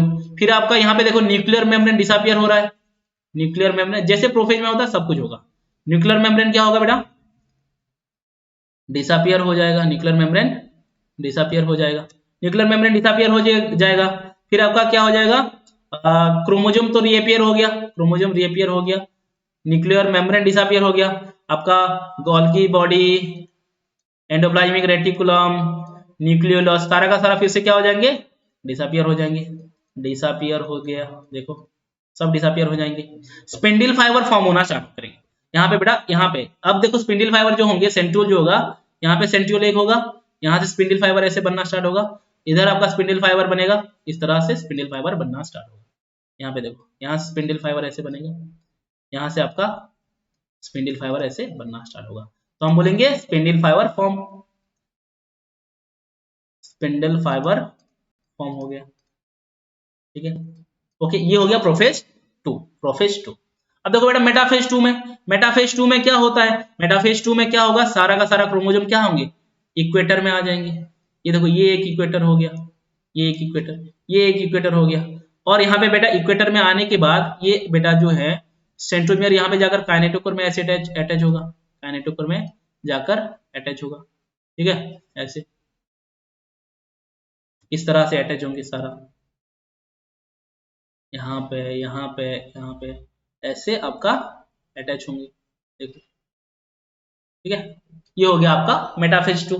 मेटाफेज 2 में आप ऐसे काइनेटोकोर में जब अटैच हो गया क्रोमोसोम ऐसे सेपरेट होंगे, इस तरह से क्रोमोसोम सेपरेट होगा, क्रोमोसोम सेपरेट होगा तो अनाफेज आएगा, अनाफेज में क्या होगा, क्रोमोसोम देखो इधर सेपरेट हो गया, इधर सेपरेट हो गया। अब देखो बेटा यहाँ पे क्रोमोसोम क्रोमाटिड सेपरेट हो गया, ये क्रोमाटिड, ये क्रोमाटिड, इधर क्रोमाटिड जब सेपरेशन हो जाते हैं उसको हम डॉटर क्रोमोसोम कहते हैं, ठीक है। तो यहाँ पे आपका ये हो गया, ये आपका डॉटर क्रोमोसोम है, डॉटर क्रोमोसोम, ठीक है, डॉटर क्रोमोसोम, ठीक है। इधर भी यहाँ पे सेपरेशन होगा, या इधर जाएगा ये, ठीक उसी तरह यहाँ पे भी होगा, ये इधर जाएगा, इधर इस तरह से, इधर आपका ऐसे सेपरेशन होगा, क्लियर है। ये हो गया बेटा आपका anaphase 2, this is your anaphase 2। अब आते हैं बेटा टीलोफेज में। अब देखो बेटा ये टीलोफेज है, टीलोफेज में क्या होगा, जो आपका यहाँ पे जो क्रोमोसोम था, ये जो डॉटर क्रोमोसोम था, टीलोफेज में फिर वही चीजें होगा, क्रोमोसोम आपका डिकंडेंस होगा, क्या होगा, पहला पॉइंट क्या होगा, क्रोमोसोम डिकंडेंस होगा, डिकंडेंस मतलब ऐसे क्रोमाटिन बन जाएगा, क्या बन जाएगा बेटा, क्रोमाटिन बन जाएगा, ठीक है, क्या बन जाएगा, क्रोमाटिन बन जाएगा, ठीक है। और क्या होगा, वही चीजें होगा, न्यूक्लियर मेम्ब्रेन देखो रीअपियर हुआ है, न्यूक्लियर मेम्ब्रेन रीअपियर हो जाएगा, उसके साथ क्या होगा, आपका Golgi body, endoplasmic reticulum, nucleolus, ये सब क्या होंगे बेटा, रीअपियर हो जाएंगे, न्यूक्लियोलस, ठीक है, रीअपियर हो जाएंगे। रीअपियर होने के बाद बेटा यहां से आपका हर एक जो ये बना है ना, ये एक सेल बन जाएगा, ये एक सेल बन जाएगा, ये एक सेल बन जाएगा, एक सेल मतलब 4 सेल बन जाएंगे यहाँ पर, ठीक है। उसके बाद होगा बेटा साइटोकाइनेसिस, उसके बाद होगा साइटोकाइनेसिस। साइटोकाइनेसिस बेटा साइटोप्लाज्म डिवीजन को कहते हैं, साइटोकाइनेसिस डिवीजन ऑफ साइटोप्लाज्म को क्या कहते हैं, साइटोकाइनेसिस। तो साइटोकाइनेसिस यहाँ पे दो प्रकार का होता है, एक होता है बेटा सक्सेसिव साइटोकाइनेसिस, एक होता है सक्सेसिव साइटोकाइनेसिस, एक होता है सक्सेसिव साइटोकाइनेसिस, दूसरा होता है बेटा साइमल्टेनियस, एक होता है साइमल्टेनियस। अब देखो पहला देखेंगे हम साइमल्टेनियस साइटोकाइनेसिस, सॉरी सक्सेसिव देखेंगे, पहला देखेंगे सक्सेसिव, ठीक है। सक्सेसिव में क्या होता है, देखो ये आपका एक सेल है, इसका न्यूक्लियस है, पहले न्यूक्लियस का यहाँ पे डिवीजन होकर दो न्यूक्लियस बना, और दो न्यूक्लियस का डिवीजन होने के बाद यहाँ पे ऐसे डिवीजन हो गया, डिवीजन होने के बाद ये आपका दो सेल बन गए, 1 and 2, 1 and 2 बनने के बाद ये फिर न्यूक्लियस फिर से डिवाइड होगा, ऐसे डिवाइड होकर दो दो बन जाएगा, दो से फिर ये सक्सेसिवली 4 सेल ऐसे बना देंगे, 4 सेल ऐसे बना देंगे। मतलब यहाँ पे सेल का दो बार साइटोकाइनेसिस हुआ है, यहाँ पे एक बार साइटोकाइनेसिस हुआ, साइटोकाइनेसिस, इसको हम कहेंगे साइटोकाइनेसिस 1 कहेंगे, इसको हम कहेंगे साइटोकाइनेसिस 1, यहाँ पे एक बार साइटोकाइनेसिस हुआ है तो इसको कहेंगे हम साइटोकाइनेसिस 2, क्या कहेंगे इसको, साइटोकाइनेसिस 2, साइटोकाइनेसिस 2। ये आपका दो बार साइटोकाइनेसिस होता है आपका सक्सेसिव साइटोकाइनेसिस में, ठीक है। बट अगर साइटोकाइनेसिस सेकेंड वाला देखेंगे साइमल्टेनियस, साइमल्टेनियस में ना एक ही बार होगा, एक ही बार आपका साइटोकाइनेसिस होगा। देखो क्या है, ये न्यूक्लियस है, यहाँ पे न्यूक्लियस आपका डिवाइड हुआ, दो न्यूक्लियस बना, 2 न्यूक्लियस से फिर डिवाइड हुआ 4 न्यूक्लियस, तो 4 न्यूक्लियस है तो एक साथ ऐसे साइमल्टेनियसली चारों सेल डिवाइड हो जाकर 4 हैप्लॉइड सेल बन जाएंगे। क्या बन जाएंगे बेटा? 4 हैप्लॉइड सेल बन जाएंगे। क्लियर है? इसको हम कहते हैं साइमल्टेनियस, एक साथ 4 सेल बनेंगे, दैट इज साइमल्टेनियस। तो बेटा हमने मेयोसिस में क्या सीखा? 1 डिप्लॉयड सेल, एक डिप्लॉयड सेल से हमारा क्या होता है बेटा? 4 हैप्लॉइड सेल मिलते हैं, 4 हैप्लॉइड सेल मिलते हैं। क्लियर है? 4 हैप्लॉइड सेल मिलते हैं। ये हो गया आपका मियोसिस खत्म, मियोसिस खत्म। और उसका लास्ट पार्ट जो है significance of meiosis. Significance of meiosis क्या है बेटा? आपका मियोसिस होने की वजह से क्रोमोसोम नंबर आपका घट जाता है, बट फर्टिलाइजेशन होने से वो क्रोमोसोम नंबर फिर से रिस्टोर हो जाता है। ठीक है, तो बोलता है मियोसिस का significance conservation of specific chromosome number by fertilisation. Fertilisation की वजह से कंजर्वेशन ऑफ क्रोमोसोम नंबर, मतलब 46 था 23 हुआ, फर्टिलाइजेशन की वजह से फिर से 46 हो जाता है, मतलब रिस्टोर हो पाता है। मियोसिस के वजह से वेरिएशन होता है और वेरिएशन के वजह से इवोल्यूशन हो पाता है। ये हो गया आपका significance. So I hope guys आप सभी बच्चों को आज का क्लास पूरा का पूरा मियोसिस समझ में आया होगा। हालांकि टाइम ज्यादा लिए, बट हम लोग बहुत ज्यादा चीजें आज बहुत डिटेल में बात किए हैं। ठीक है, तो अगर आप लोगों को अच्छा लगा है तो ये वीडियो को लाइक कर दीजिए, शेयर कर दीजिए, सब्सक्राइब कर दीजिए, एंड हमारे इंस्टाग्राम और टेलीग्राम चैनल में जुड़ सकते हो फॉर नोट्स। ठीक है, thank you so much guys, bye bye, take care. चलो फिर मिलते हैं अगले वीडियो में।